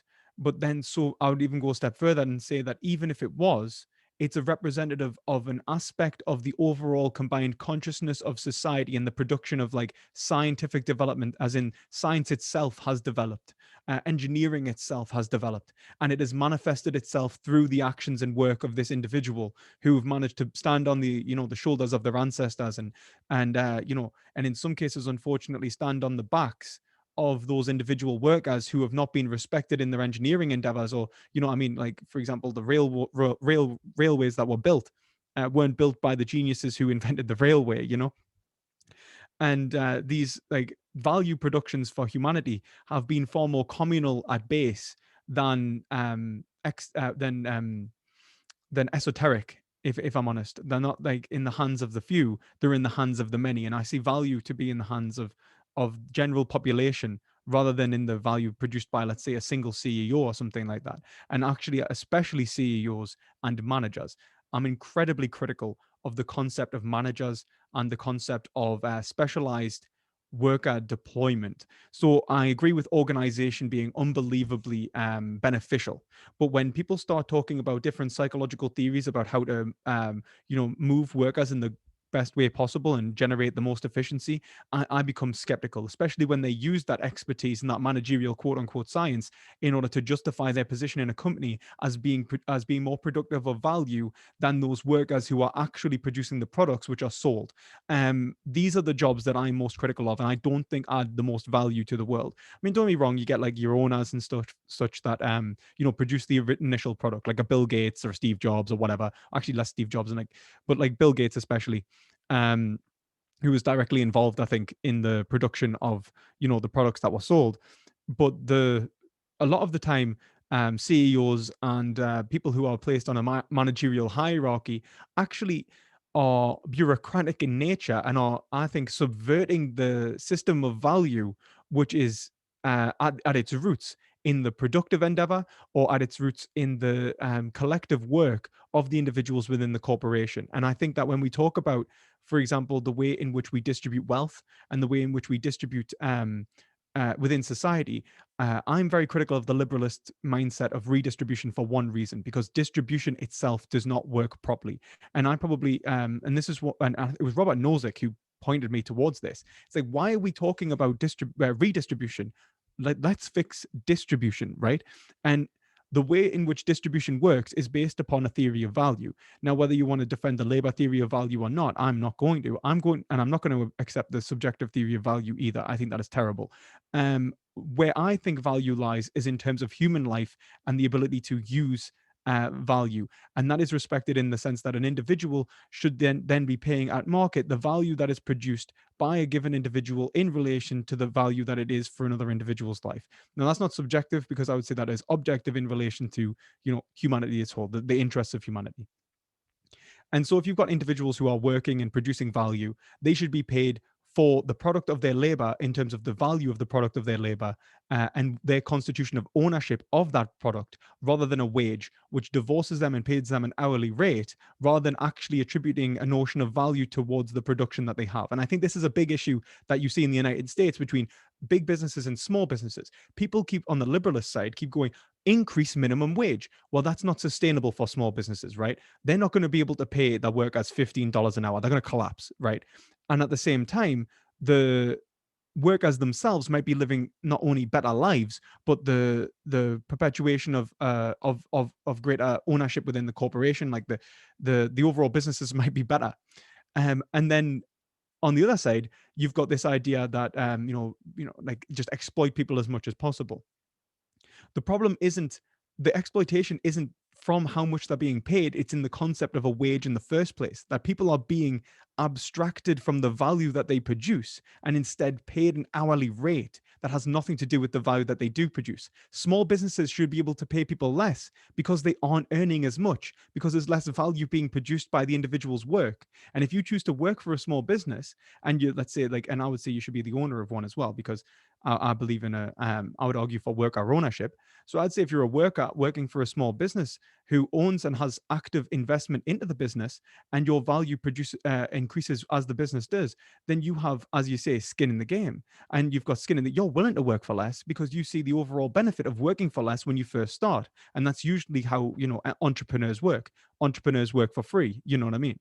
And at the end, and at the same time, when you do work, you understand that the value that you produce is something that is tangible within the world, and so you're incentivized to work and work harder and work better, because the harder and better you work, the company gains value, the more you get paid, everything increases, even in a capitalist sense. And this is why I would argue that the better representation of like enlightenment capitalist values, quote unquote, is in market socialism than in the current wage labor system than we have today. Yeah, I agree with a lot of that stuff that you said more in the middle In the end start. portion than the starting point. But I think that could be its own podcast for 2 hours because there's so much stuff in there. But yeah, I don't disagree with what you said. I think those are interesting ideas. I'm from Yugoslavia, and I left at 8 years old because of the war there, the civil war there. So yeah, I mean, they had tried something kind of like what you're talking about, but I think your idea is slightly different. Mhm. So And I I think think that they tried some sort of co-ops or something like that. But yeah, I think this is can be part of a bigger discussion. And I think mm, what you're saying makes intuitive sense to me. And from a psychological perspective, it makes sense to me, which a lot of the other ideas don't.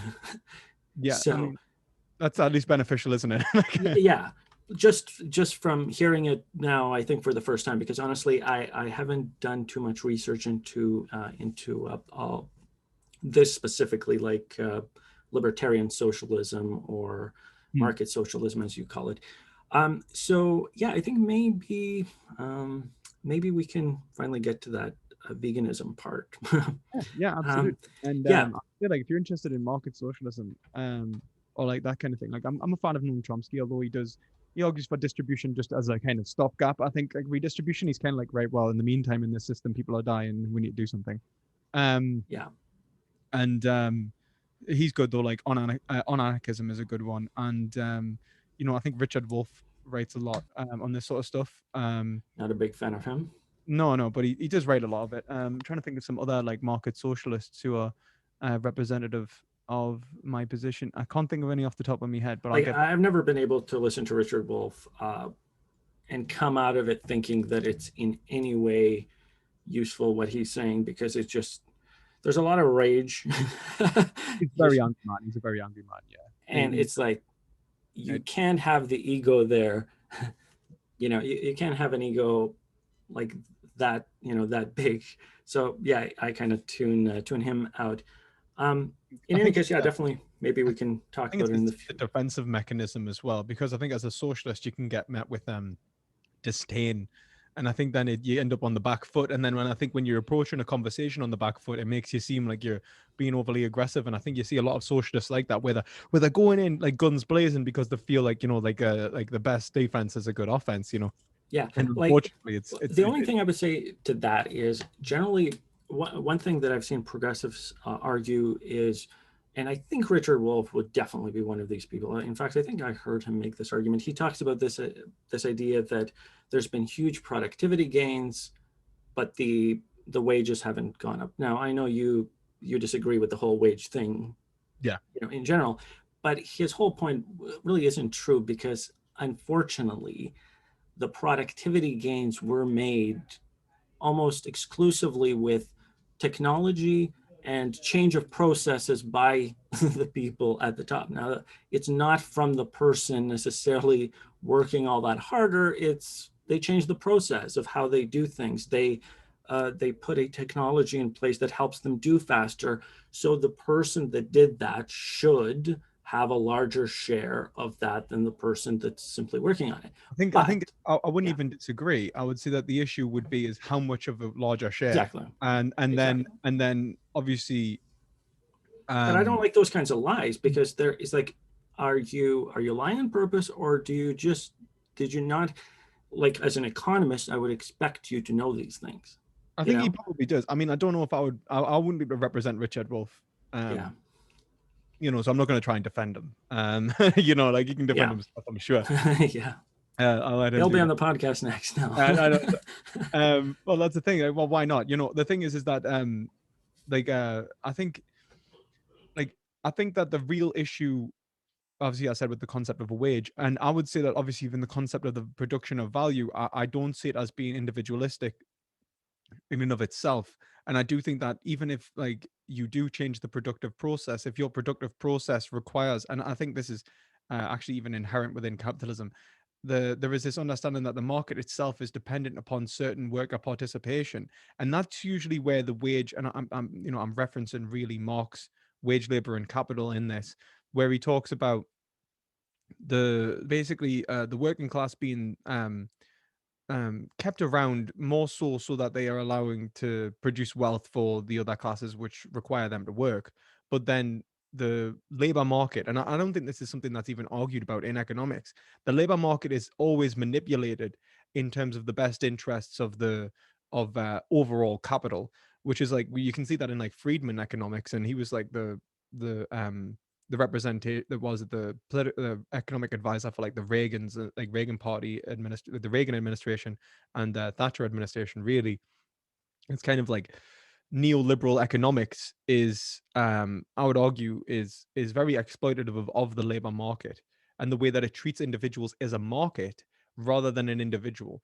This understanding that they change the system is true. They do change the system, and the system might have produced a X amount of benefit in terms of the overall productivity, but I wouldn't say that entitles them to the entirety of the value shift. Like people shouldn't get paid the same just because the when the system's changed.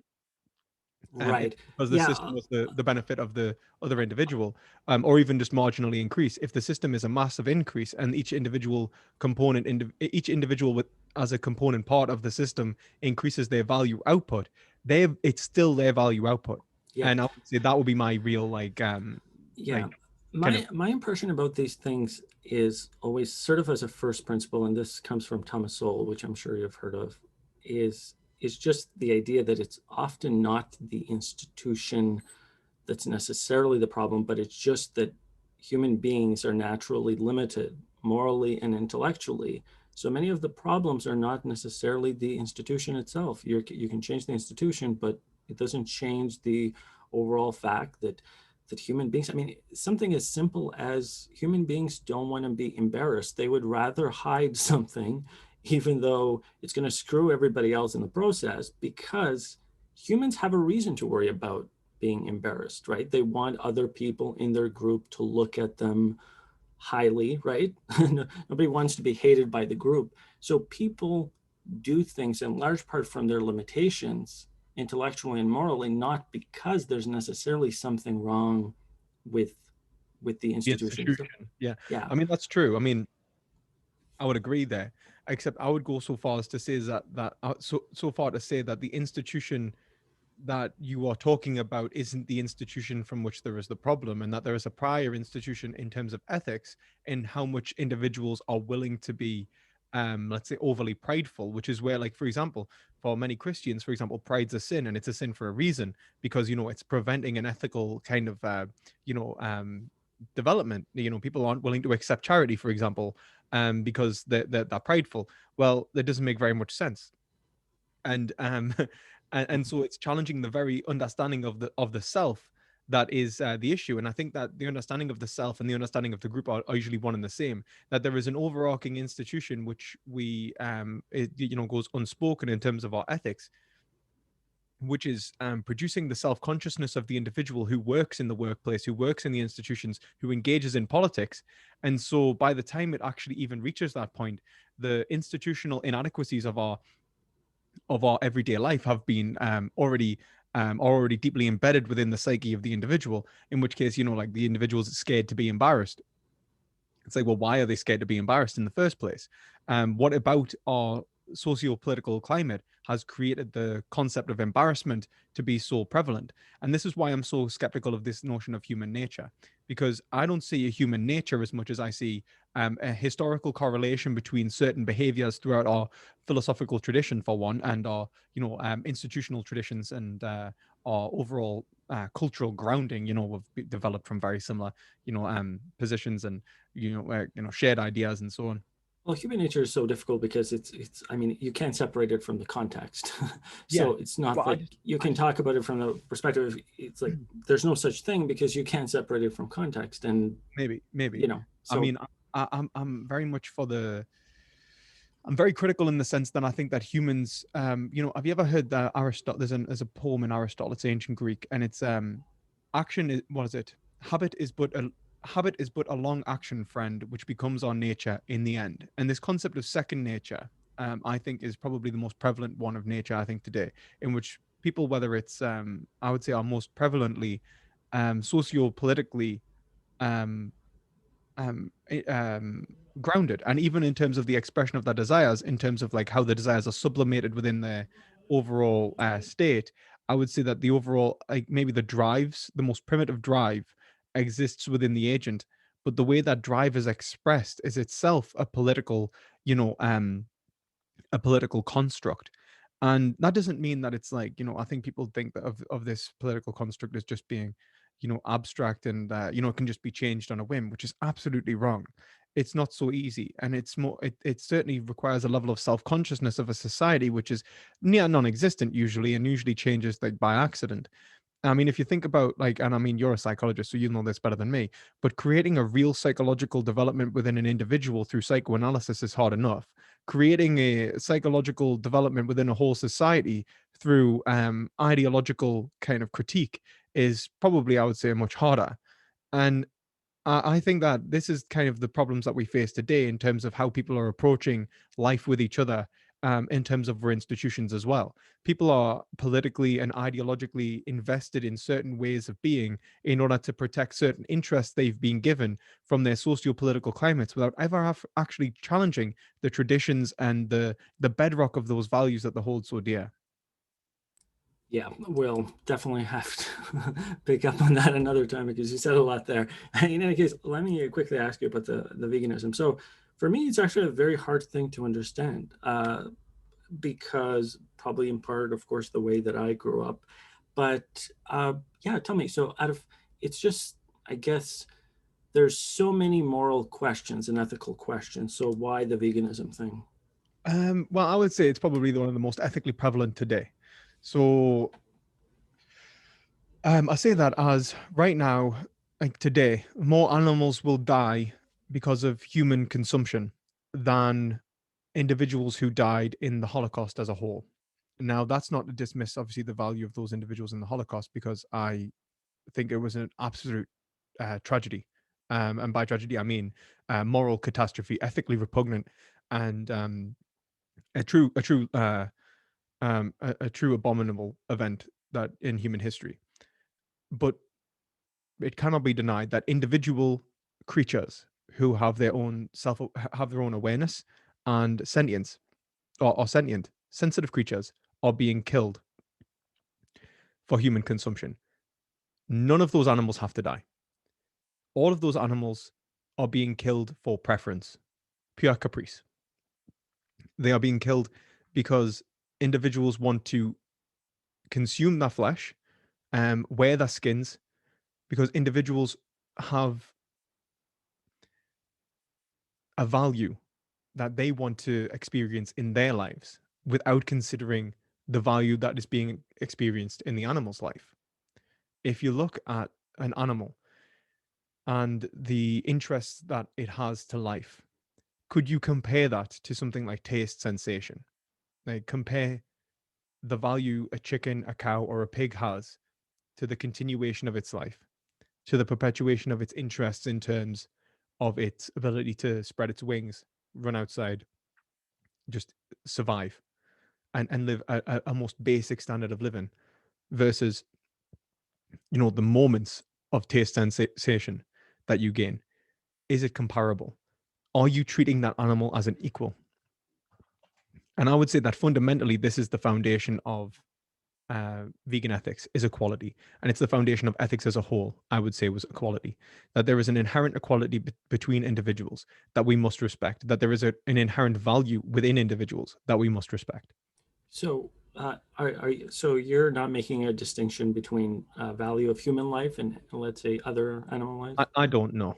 Okay, that's Some very vegans, interesting. some vegans do. I think they're wrong. um, Okay. um, I would say that all life is grounded upon the value which is intrinsic to the experiences of the agent, and that no one can take that value away from you.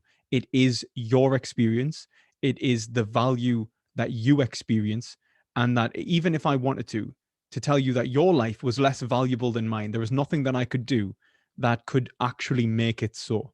That value is embedded within the conscious experience of the world, in your phenomenological experience. In other words, when you feel pain or pleasure, or whether you feel positive or good and bad, all of these expressions of positive and negative are inherent to who you are and what you are, and that can never be taken from you, just as it cannot be taken from an animal. Yeah, this is a difficult one for me for sure, because growing up in Yugoslavia and Bosnia, it was common if you have a lot of land, you would buy animals like sheep, and then you know you would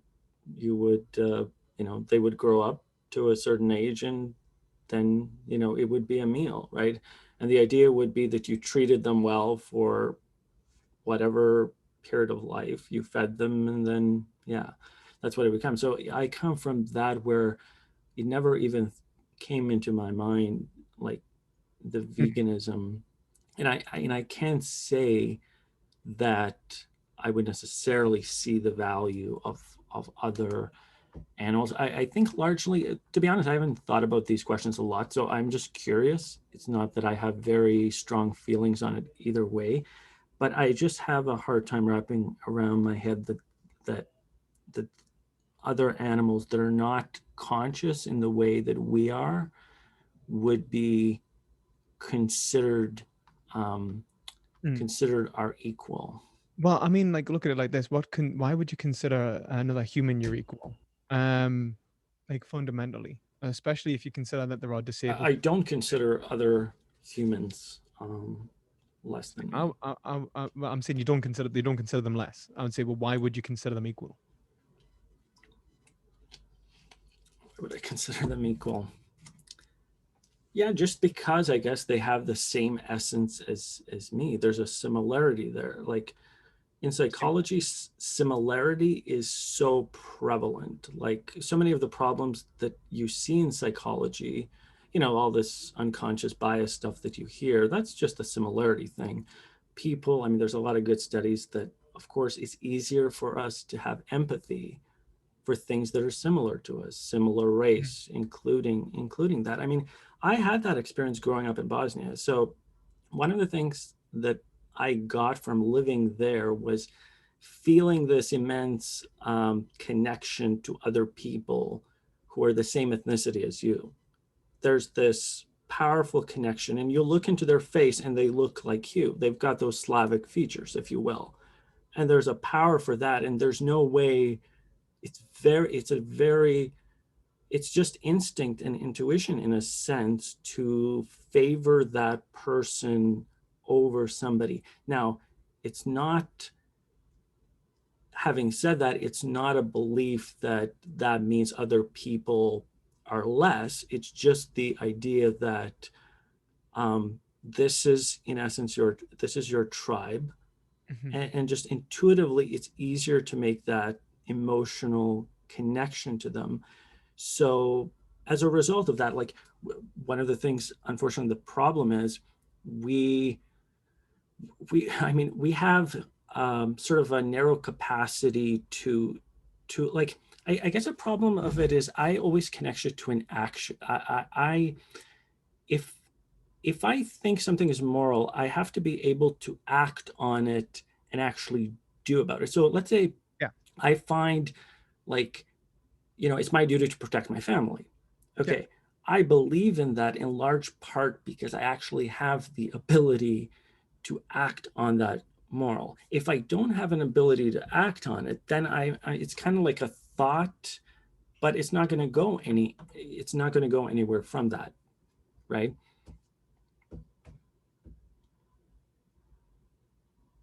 Sorry, I just there Yeah. was a noise outside there. Um, Yeah, uh, so it's like it's just that I have a difficult time sort of having a clear sort of moral framework on something if I know that I can't physically do anything to stop it, because that would be too psychologically traumatic.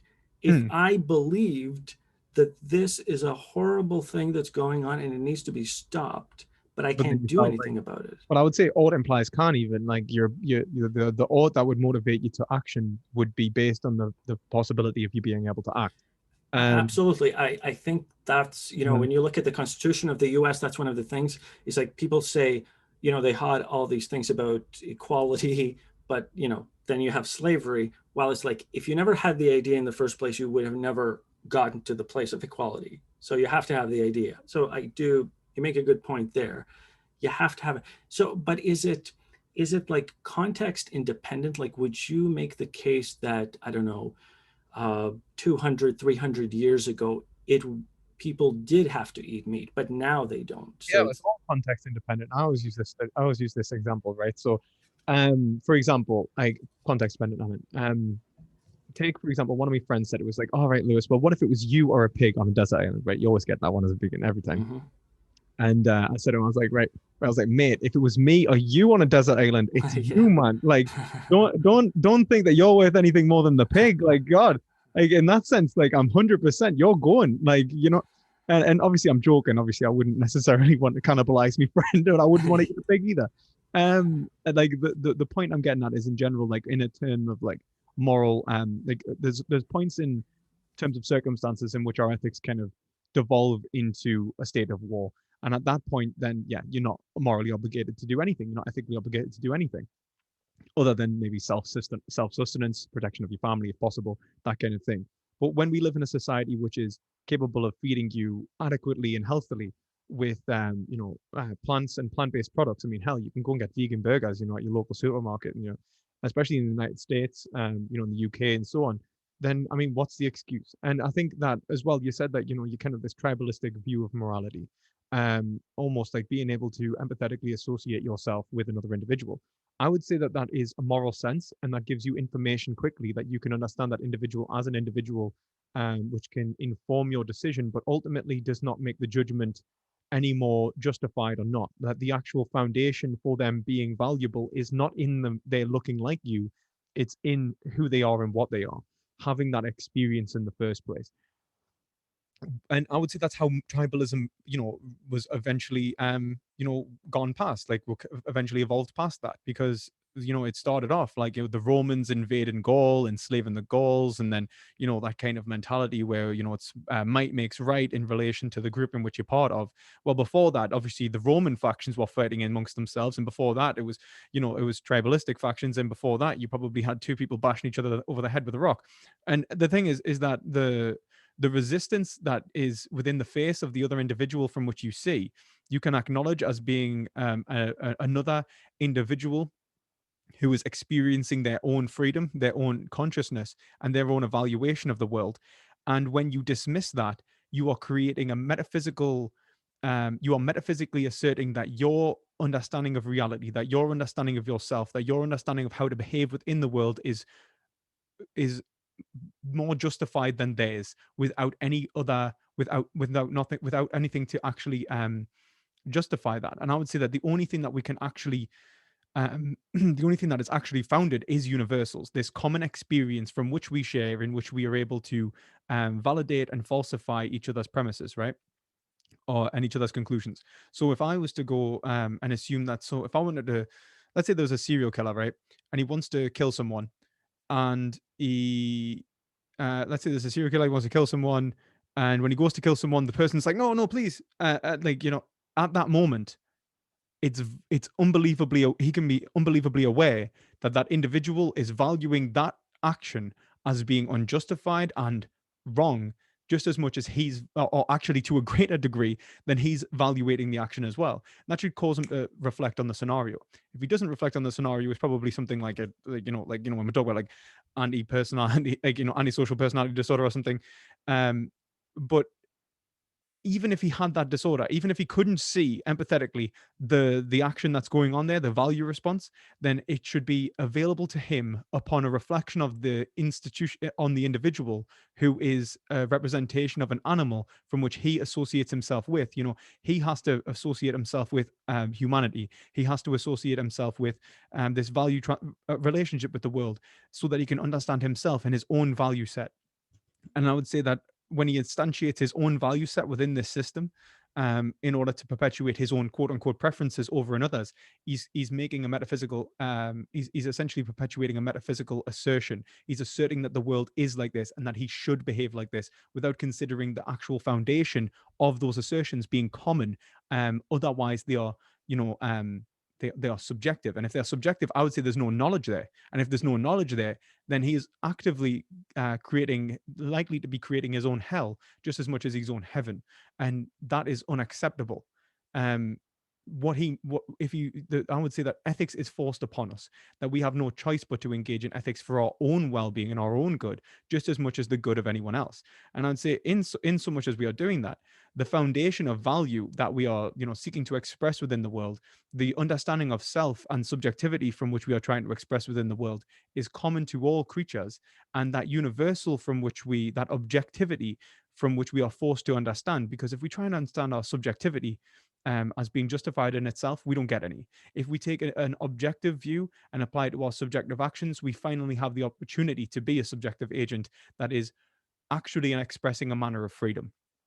I would say that individual who takes this objective view, who appreciates the universal that exists within agents, will see that the foundation for ethics must be this fundamental equality between agents, or sorry, this fundamental equality between individuals. Now, an agent is able to, perpetuate what we should or should not do, but the judgment itself relies upon metaphysically the actual value response an individual has. I would say that animals, children, the disabled, depending on how disabled they are, like mentally disabled and so on, are moral patients. They have a value of foundations. Like they have the values within their experience. They mightn't be able to express them, and they mightn't be able to create propositions based upon them, judgments in relation to themselves and in relation to others. But that doesn't mean we can't conceptualize of it for them. And I would say that is what we should be doing with animals. When we assume that we are more valuable than animals, that's all it is. It's an assumption, and it's an ideological bias. I didn't think that I was equal to an animal when I grew up either. And I don't grow up in a farm and agricultural kind of place. But what I would say is that there is no reason to think I'm not. There is no reason to dismiss the value of an animal, especially for personal preference, especially when you know that when you consume this product, you are having a direct impact upon an industry. Now, this is where I would say that your personal responsibility comes in. Your personal responsibility comes in the fact that with supply and demand, you are demanding that someone replace that product you purchase on the shelf. Now, if you're purchasing a steak, whether you're purchasing eggs, whether you're purchasing milk, you are perpetuating industries which slaughter animals. Now, I mean that for every single one of those industries. In terms of steak, it's quite obvious, right? A cow gets slaughtered for you to produce steak. They have to birth cows to raise them, to kill them. And I would ask, well, why don't we do that for humans? Why would we justify that for cows but not for humans? And it's like, all right, so they've got a different experience. But what about that experience then justifies that differential treatment? Is there anything in that cow's experience that is so phenomenologically different that it is justifiable to defy its primary interests? If we can see it resisting, if we can see that it does not want to die, if we know that it suffers, well, why do we do that to the animal? Especially when we can go and eat like, I don't know, like I don't know, some sort of pasta thing or something like that didn't harm anyone. In terms of like eggs, the way that we produce eggs, 50% of hens are killed. Well, 50% of chickens are killed at birth because they're males. They don't lay eggs, and so they just get thrown into a blender and macerated. The and even when they and even the females are then killed after, as soon as they're spent. there is no consideration of the animal as being an end in itself. It is being treated as a means to an end. The same thing happens with dairy cows. Dairy cows have to be impregnated to produce milk. This actually comes as a shock to many people that mammals don't actually produce milk unless they're pregnant. I know it sounds stupid, but I even got a bit of a shock when I first heard it because I was like, what do you mean? A cow is not a milk machine. But no, they do not produce milk unless they are pregnant. To impregnate them, they have to be forcefully artificially inseminated because they don't really naturally do it anymore. And so what we do is we artificially inseminate these cows to then kill their children, take their children from them at birth. If they're males, they get killed straight away or sold for veal, which means they're killed within 6 months. Or if they're females, they're perpetuated into the same industry, which exploits them as much as possible in order to produce as much milk, which causes many issues for the cow themselves, but also treats them again as a means to an end. And what I would say is fundamentally that exists between all moral patients is that all moral patients are an end in themselves. These are the foundations of value. These are what we respect. And as soon as we lose that respect for an individual, we are propagating a narcissistic understanding of ourselves in terms of an ideological valuation, even of our tribalistic kind of foundations. Like, I am worth more than you, or we are worth more than them. That kind of perpetual nonsense is fundamentally the basis of moral catastrophe and evil. Yeah. So the difficulty I have, so is your impression like that if people are educated properly, if people see the truth in this, that they're likely to change their mind over time Yeah, yeah. I mean, I actually see that. I've helped like a lot of people go vegan in the past, and for the even long term? Did they stay with long it term. or? Yeah, yeah, I think for the long term. And like for example, my mother's vegan. Like my girlfriend introduced me to veganism. She introduced her sister. They're all vegan still. I think that the issue is people go back when they go quote unquote vegan for the wrong reasons, right? When it's an identity thing, that snowflakes, Yes. like Yeah. they're so unique, and it has Mhm. nothing to do with an ethical foundation. It has to do with like, I'm so different than everyone else. That's not veganism, is it, right? Right. But then we are seeing a genuine shift in terms of consumptive habits, in terms of people actually considering what they should be doing in the UK and such. I think it's up to 7% of the population now are vegan in the UK, which is it's just fairly considerable. How many of those will remain vegan is obviously dependent upon why they went vegan in the first place. But I think anyone who goes vegan for the right reasons is likely to stay. Right. I do agree. Did you always though have sort of an emotional or connection to animals, like for, I liked animals, but not so much. I mean, like I cared in the sense that I didn't want, like, for example, I wouldn't have kicked a dog. I would never. I mean, I have dogs. Like, I have a dog, and like, yeah, I love my dog. But then he's like my best friend. He's like me. yeah, He's like me companion. And cats are okay. You know what I mean? Like, yeah, I like, yeah, that. But then when it comes to cows, chickens, and pigs, I'm like, all right, they're pretty cute, but like, yeah, that's dinner, right? Like that's the way I kind of looked at them. And I yeah, think Peter Singer talks about this at the start of Animal Liberation. And he's at a party, right? He's at a dinner party, and someone says, "Oh, I'll have to introduce you to this, like, I don't know, Caroline or whatever the hell she was called." And he's like, "She's you should like you'll get on so well." So someone comes over and introduces him to this woman, and she goes, "Oh, are you an animal lover as well?" And he just says, mhm. "Not particularly."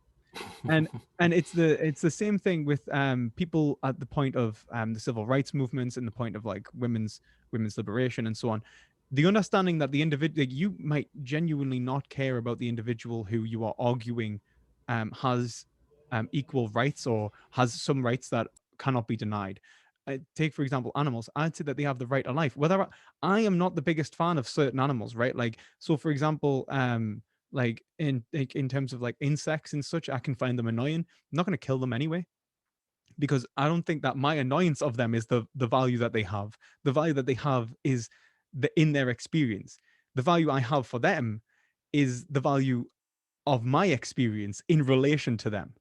And that's an important distinction that I think I think a distinction that we need to draw in terms of how we approach others. And I think that our society as a whole approaches the other with disdain and seeks to subvert the control and power of the other to try and perpetuate a will on itself, where we try and subvert we try and subvert others within a hierarchy of drives so that our drives are perpetuated over the drives of another person. And this is just seen in every aspect of our society, which is leading to so many existential problems in terms of mental health issues and in terms of genuine possibility of happiness, even on an anthropocentric level, not even considering animals. I mean, even in terms of, if I was to argue for an anthropocentric understanding of veganism, we are perpetuating an industry which is right now crippled the global economy, right? People consuming animal products. Okay, it was in Wuhan and it had to do with wild animals. Wild animal farming is just one aspect of animal agriculture. Animal agriculture produces diseases all of the time. Zoonotic diseases have been plaguing humanity for 10,000 years. I mean, influenza itself is the product of animal agriculture, the way in which we've um, engaged with horses, I think, from 2,000 years ago. And so the common cold was another example. The tuberculosis, polio, smallpox, all of these diseases have been spillovers from other species to our species from our interaction with animals. Every form of swine flu, and there are well over 1 billion pigs, by the way, every form of swine flu can infect humans straight off the bat because of the similarities between human beings and pigs. And so we can get like and can I just point out the the how deadly these infections are actually before I go. Of course. H1N1, H5N1 had a mortality rate considerably higher than COVID. I mean, if we look at COVID, COVID is nothing really. It's shut our global economies down because it's so virulent. But in terms of its mortality rate, it's actually pretty low. Something like H5N1, I think it was, had a mortality rate of 50%. If you had seen a virulency in terms of in terms of H5N1 as similar to COVID, it would have been hysteria. We're talking about losing tens of millions of people in every country to an infection because we are consuming the flesh of these animals. Because workers who are working in meatpacking plants are coming into direct contact with bodily fluids, because farmers are coming into direct contact with these animals, and because we are consuming animal flesh, which can either be undercooked or just capable of passing diseases anyway, sometimes even when it is cooked.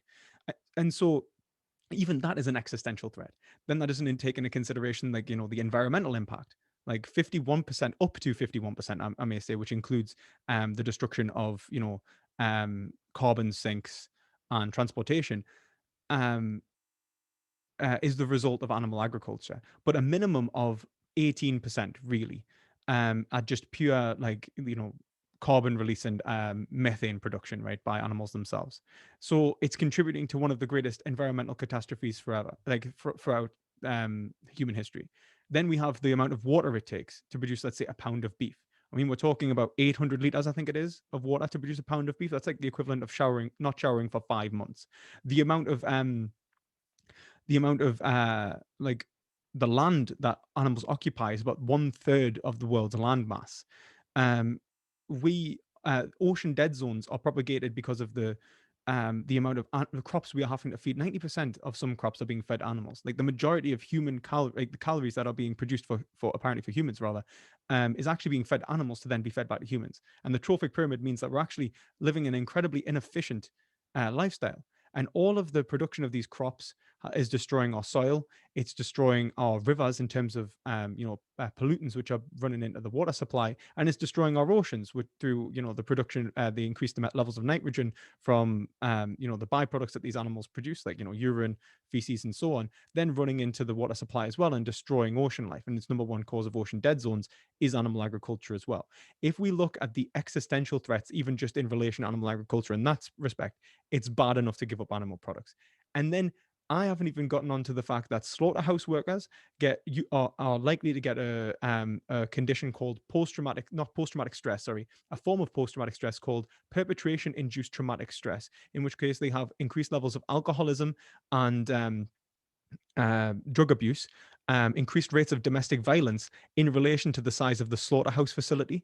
All of these are societal impacts from the consumption, from an individual's choice to consume animal products made on an everyday basis for the entirety of the population. As soon as we all agree that this is adequate and acceptable behavior, we have perpetuated an industry which is going to cause our own self-destruction unless we, nip it in the bud now.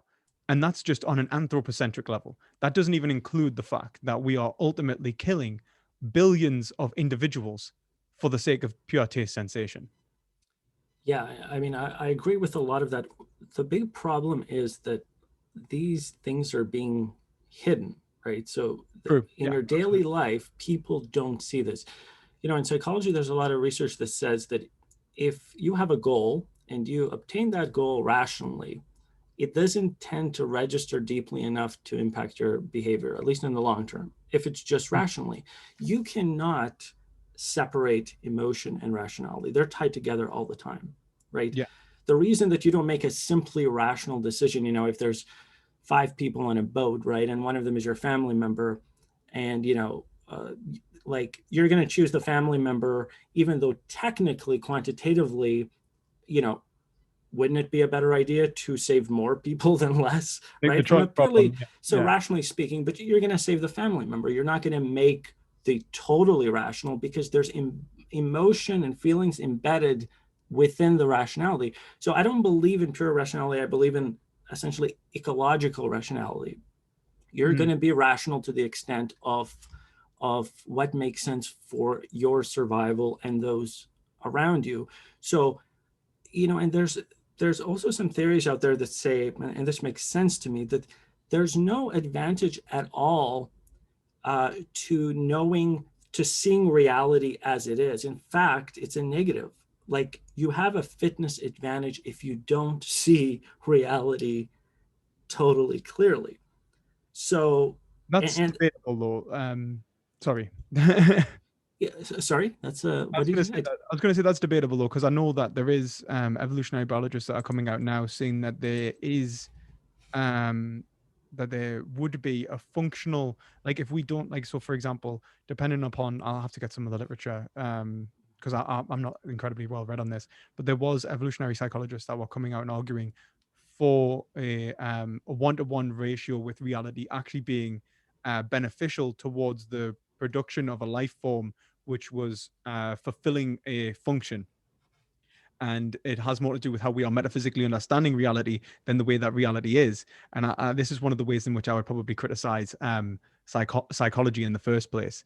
Um, so yeah, I guess that depends. I mean, that would be debatable, but I would even say, This is just to say, though, that it's this is hugely problematic if we want to solve this issue, that it's being hidden away from us.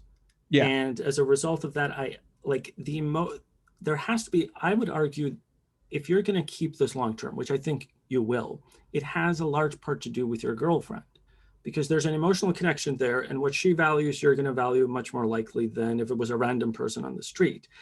But I don't think so, because I think, like, even like, for example, you did let's say she introduced it to you, though, right?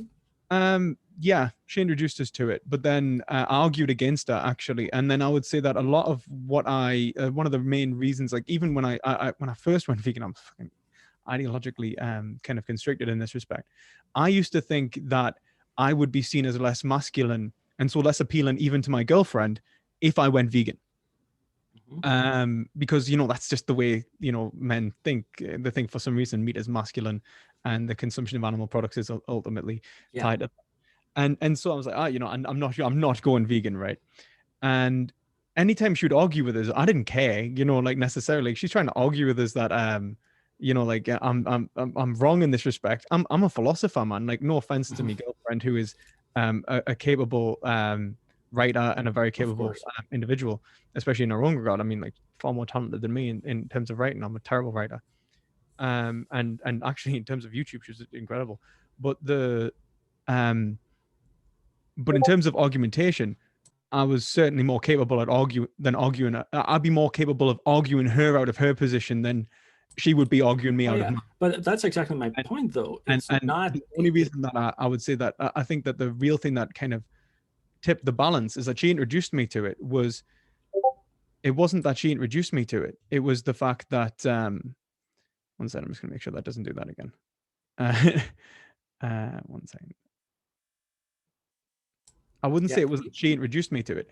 I would say that the real difference was, like, for me, I would say that the real difference was after reading the philosophy behind it, I realized that the I, entirety of I, what I understood, yeah. in terms of my overall philosophical I would say thinking, that's crossed an upon I an would say that's foundation. an after the fact after Oh the no. fact kind of conclusion that you probably came up with, because listen to what you just said. Sorry, my psychology side is coming out, because you first said that you thought it the notion of veganism turned you away because you thought it's kind of not manly and it wouldn't be.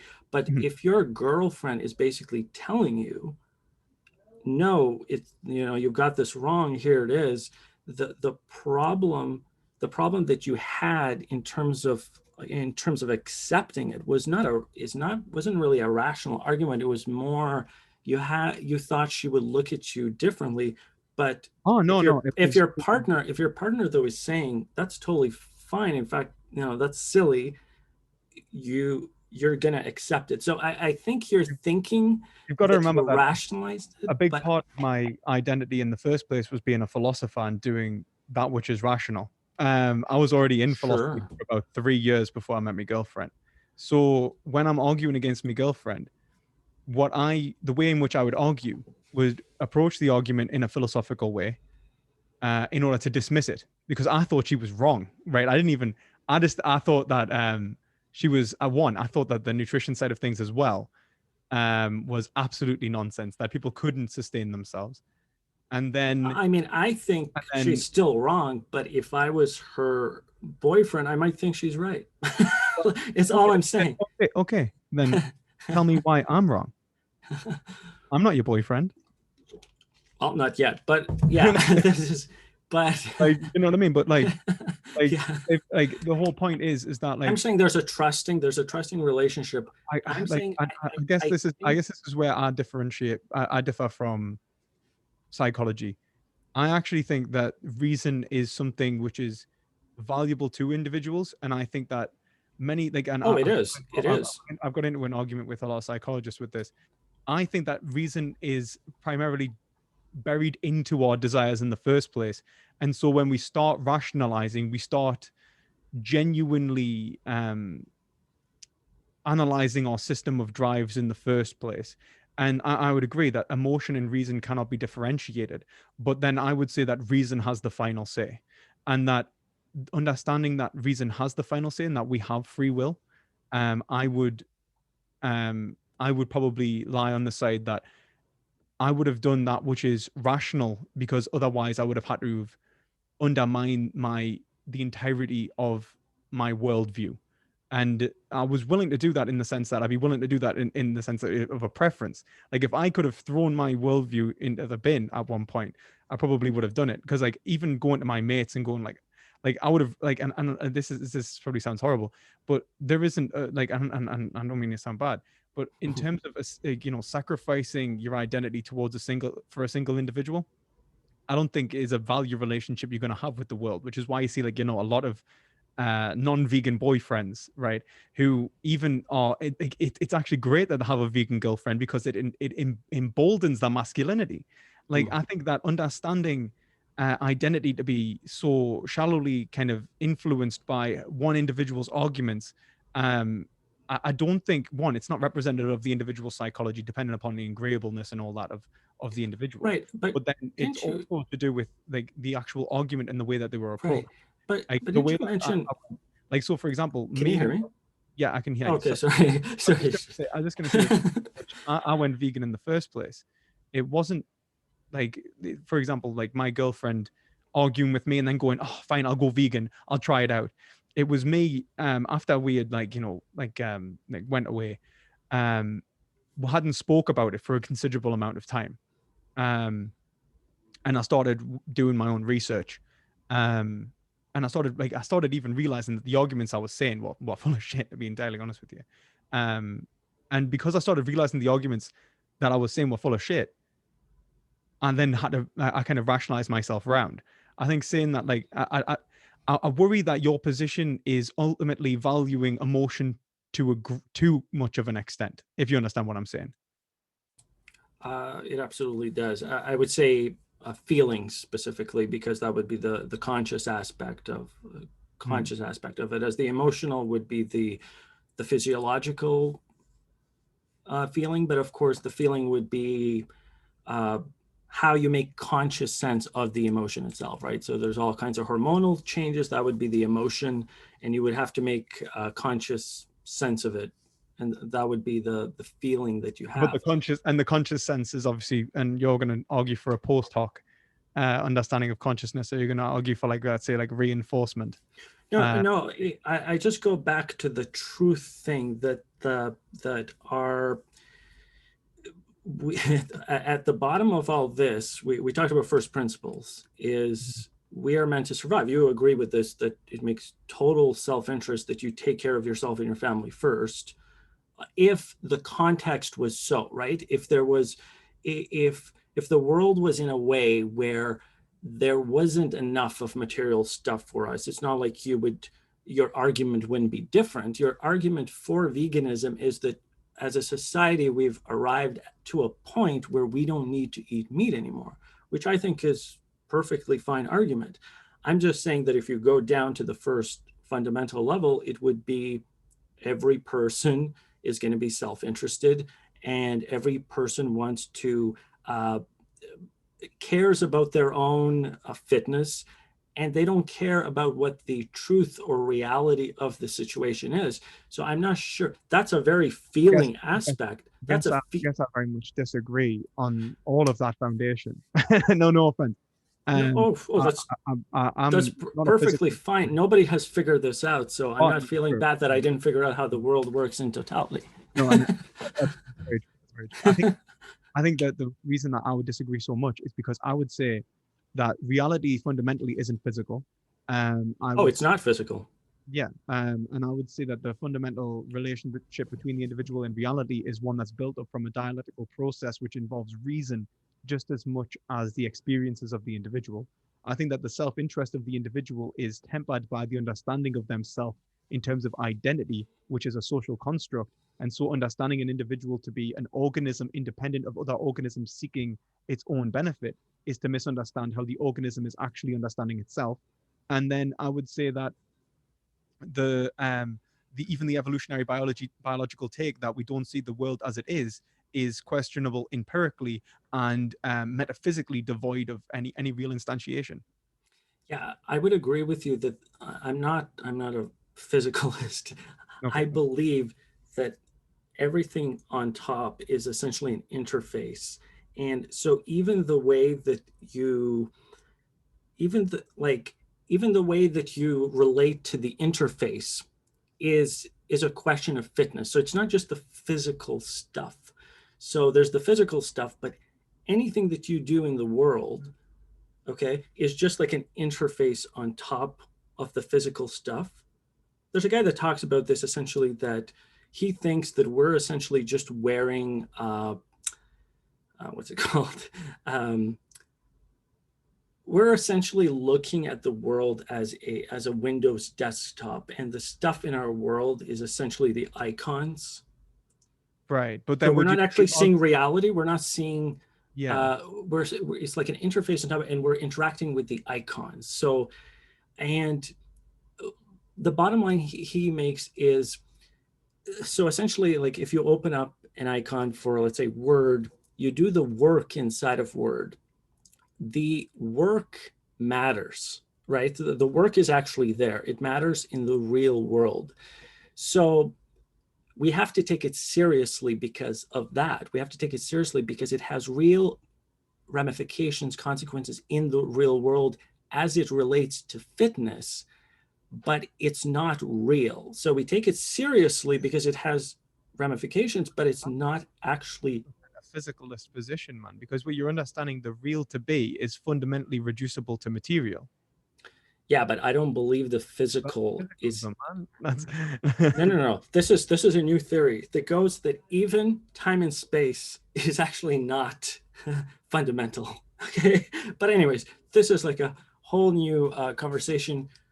We won't get. Oh no, it's okay. I mean, like if you're interested in understanding like kind of like a fundamental critique of like probably I would say this position as well. I actually responded to Alex O'Connor, Cosmic Skeptic. I Yeah. made a response titled like Determinism Debunked, in which I argued about like what I would argue is the foundation of reality would be existential, indeterminate, in relation to the development of consciousness, and actually consciousness as being the bedrock of reality. I think that trying to go Yes. prior to consciousness is a mistake. There is nothing real beyond consciousness. Yes. This is Consciousness, exactly what this guy yeah. thinks. Yeah. This is What exactly what what. I got from that was that fundamentally the real exists in the form of almost a noumena, which is unreproachable to consciousness, which I would absolutely disagree. No, basically what he says is he doesn't believe in the typical evolutionary biology. Like he doesn't believe in the physicalism of the evolutionary part, but he believes in the rest of it. Does that Right. make sense? So So like he talk doesn't about, believe in the physicalism, but he believes that the it's all an interface. It's not real, but whatever we do on that interface, we have to take seriously because it has fitness ramifications.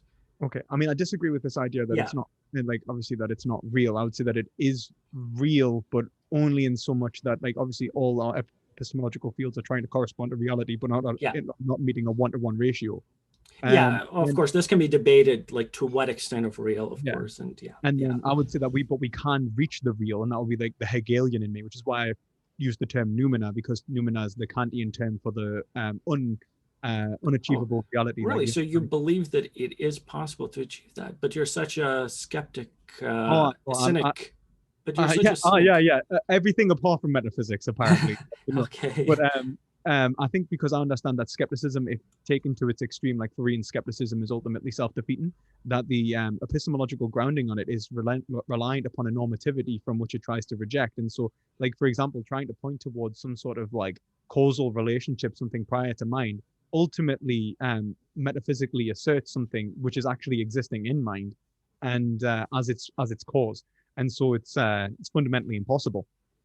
Yeah, And that's why I would say that, like, when you talk about, let's say, like the organism being like an expression of its fitness, I would say that the organism which is trying, like, if we look at the world and we see, like, actually, organisms are trying to achieve, like a certain self-interest, and trying to achieve like greater expression of like a certain like overall goal. I would say that no such goal is obtainable towards the human animal, which has since being able to re-understand itself and reevaluate its goals. And even then, even in nature, the fundamental goal of the organism seems to be less self-interested, and only self-interested to a certain part, depending upon the evolutionary biology you take. And I would say that even in terms of evolutionary biology, like this is questionable in and of itself. And that's why, like, when you say, like, for example, I know that you say like evaluate regardless of it being an expression of reality. So, for example, my argument in relation to veganism, whether I'm motivated by my girlfriend or not, you would have to, approach my argument as being an aspect of argumentation which exists independently of my personality. I'd like to hope you would be able to do that, because that would be like the philosophical foundation of like pretty much ethics as a whole. And so if you were incapable of doing that, like as in if we did not do that, we would all essentially lose ourselves to pure feeling, in which case we would only accept arguments in which we emotionally aligned ourselves to, rather than be willing to actually challenge our own emotions. And this is where I think Peter Singer makes the good point. Like, look, if your position and ethics contradict themselves, like if your emotions and ethics contradict each other, change your feelings. Like, I don't care if you feel bad, you're gonna have to work it out. And I'm more sympathetic to saying, look, people aren't going to be motivated to change unless we try and make it as easy for them as possible. But I would say that an individual's ethical responsibility is not determined by their emotional states; it's determined by what is right and what is wrong. And I would say that eating animal products in today's society is fundamentally wrong. yeah. Well, yeah. I just see the problem with if people are not seeing what's happening to the animals and not making that connection. I don't know how they can have. I don't know I how would you agree. I can would agree with that. I can't say that somebody is morally culpable for something if they don't see what's happening. I can see what you're saying, like, but and then obviously even or even given an inkling of what is happening. Yeah, You know, and I like they completely just agree. Like if they can't ideologically see blind. it, Yeah. they're not understanding it, and this is part of the problem of that we're so far divorced from actual nature Oh yeah, I that, completely agree. and this is what I mean by the interfaces, by the way, just like fundamental thing and then everything on top as an interface, and we're interacting with these interfaces. This is what, by the way, his name is Daniel Hoffman. Maybe Yeah. you've heard of him. I haven't actually, No. but Okay. Yeah, he'll explain it a lot better because yeah, I haven't looked that I stuff think up in a the while. only issue is that they, like it's kind of like, you know, it's kind of like, I hate to go into like the Shakespearean. It's like we're all you know, it's an actor on a stage going, we're all players, you know, like you know, we're Yeah. all players, and like this is like the whole world's a stage as he's on a stage, and it's this this idea of an interface within the epistemological understanding of reality, which is an interface in and of itself, is just a game in a game, and it leads to a level of phenomenalism and nominalism rather than any like expression of reality, and in which case it becomes you know, critical, it just I would just say one thing.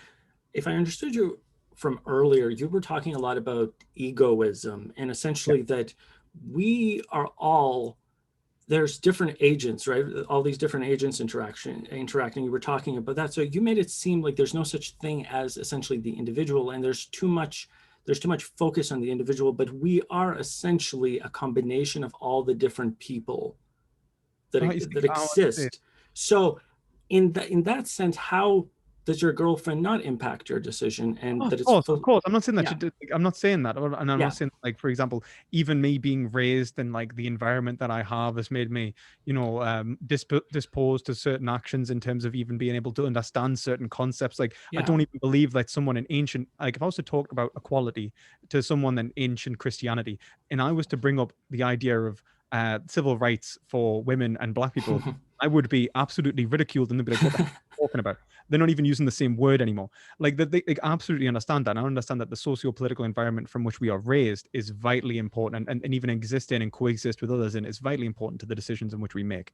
My point is that the motivators to action do not have to fundamentally rely upon an individual's emotive states, and can be moved by, and the emotive states themselves are moved by reason just as much as reason can be informed by one's like empathy or that lack thereof. And I think that's Okay, one that's a thing that good that, uh, that's a good point and a clear one. So I'll look more into that idea, but that's okay. I can work with that. That's I would pretty even, clear. and I would even say as well, you say that we're all a combination of egos. um Well, I thought but that's I what you would, said, but maybe I no, misunderstood you. no, I Oh, do think that in some respects, I take a hermeneutic approach to it. So ego itself is a product of our ideology and the way in which our language allows us to understand ourselves, which is then enacted upon an individual by an individual when they learn language and learn to express the aspects of their consciousness and diverse aspects of like metaphysically different aspects of their existence. But then they then go into that conversation again and modify the ideology, which allows for the production of ego and the next generation and their continuation of their own ego within the language game in which we exist. And so we are both writing and performing the system which produces our egos. okay. I'm gonna have to look that up more because yeah, my philosophy background is like Oh no, it's okay. first year. I think I took two philosophy courses in my first year of university, Gonna and be that better than was my psychology one, so it's okay. yeah, and that was quite a while ago as well. Maybe just to end on you were mentioning Joe Rogan earlier. So what was it that that you kind of had with him? Is it purely the hunting you said, but there was something else too? Oh no, no, the hunting is probably the. I mean, look, like I mean, look at the end of the day, like I'm not going to judge a hunter in any way as much as I'm going to judge, for example, someone who is you know, like actually, you know, I'm actually a liar. I probably Hmm. will. I probably judge them exactly the same. I think for one reason, I think that a hunter is normally doing it for sport and fun, and that is in a virtue sense Hmm. concerning for me. that an individual who's taking satisfaction from suffering, I would say, is someone that I don't want to share a society with, just in the sense that I see it as moral hazard. But overall, in terms of harm produced and consequences, there's not that much of a difference. Overall, they're all part of the same ideological basis, which is that animals can be used as a means to an end rather than treated as an end themselves. And I think the main issue with Joe Rogan is his lack of a willingness to modify his ideology to um, anything which would ultimately contradict it. I've known a lot of people who've been like this, and I think that it's fundamentally unphilosophical, that people who are unwilling to change their position and ideas when presented with information and arguments. And I think Joe Rogan has been presented by people like John Wilkes and other vegans arguments that I would argue make it unjustifiable to continue the acting the way he does, yet does not modify his behavior, continues eating animal products, continues advocating for animal products, and even went on and tried a carnivore diet, regardless of the impacts it has. And I would say that has more to do with ego and the perpetuation of his own preferences rather than the consideration of ethics, where his preferences are ultimately dependent anyway. So, yeah, I think it's just a form of Yeah, irrationality. he's definitely been inconsistent on that, because just yesterday he actually had somebody on. I forget, it was about, I guess, how the was it the um, I forget. It had to do with some sort of wildlife being mistreated. Um, it might have been like the stuff about marine world and all these marine animals. Hmm. So he started crying actually about it, because he's been working with this one guy to stop those kinds of things. But yeah, on the other hand, he doesn't have that same I guess, respect or idea about other types of animals like deer, which he kills and so forth. So yeah, it's I think hard. it's ideologically justifiable anyway. Like he tries to put, for example, he's killing a deer. What he's doing is saving it from being killed by another animal. I mean, Right, this is the idea that hunters kind of perpetuate, as if right. like the wolf isn't going to go and eat some other deer, as if he's prevented this deer from like suffering an agonizing death by putting a bullet in its head. Like the reality is that there is ideological ways in which we are divorced from reality, and I think that um, and I don't disagree with that in the sense that we are working through, in some respects, a kind of interface, and that interface is ideology. My difference, I think, between our positions is I don't believe in a phenomenalism which would prevent us from actually achieving a one-to-one ratio with reality if we use right reason and remove unjustified conclusions from our judgments. Yeah. No, I think that's a good way to end, man. I appreciate you chatting. This went on a lot longer than I thought it would. So that Yeah, was good. It was a really good discussion, and yeah, thanks again. yeah, and thank you for the conversation. I've really enjoyed it. Yeah, Obviously, if you want to chat again, just let us know. yeah, And obviously, if you're interested, I'll put this on my channel as well, and yeah. I'll I see link. will. I will send you a link to that as soon That's as great. it uploads. Yeah, that's great. Thank you very All much, right, and perfect, I man. hope you have a lovely night. And let us know how everything gets on. Yeah, Take it easy. thank you.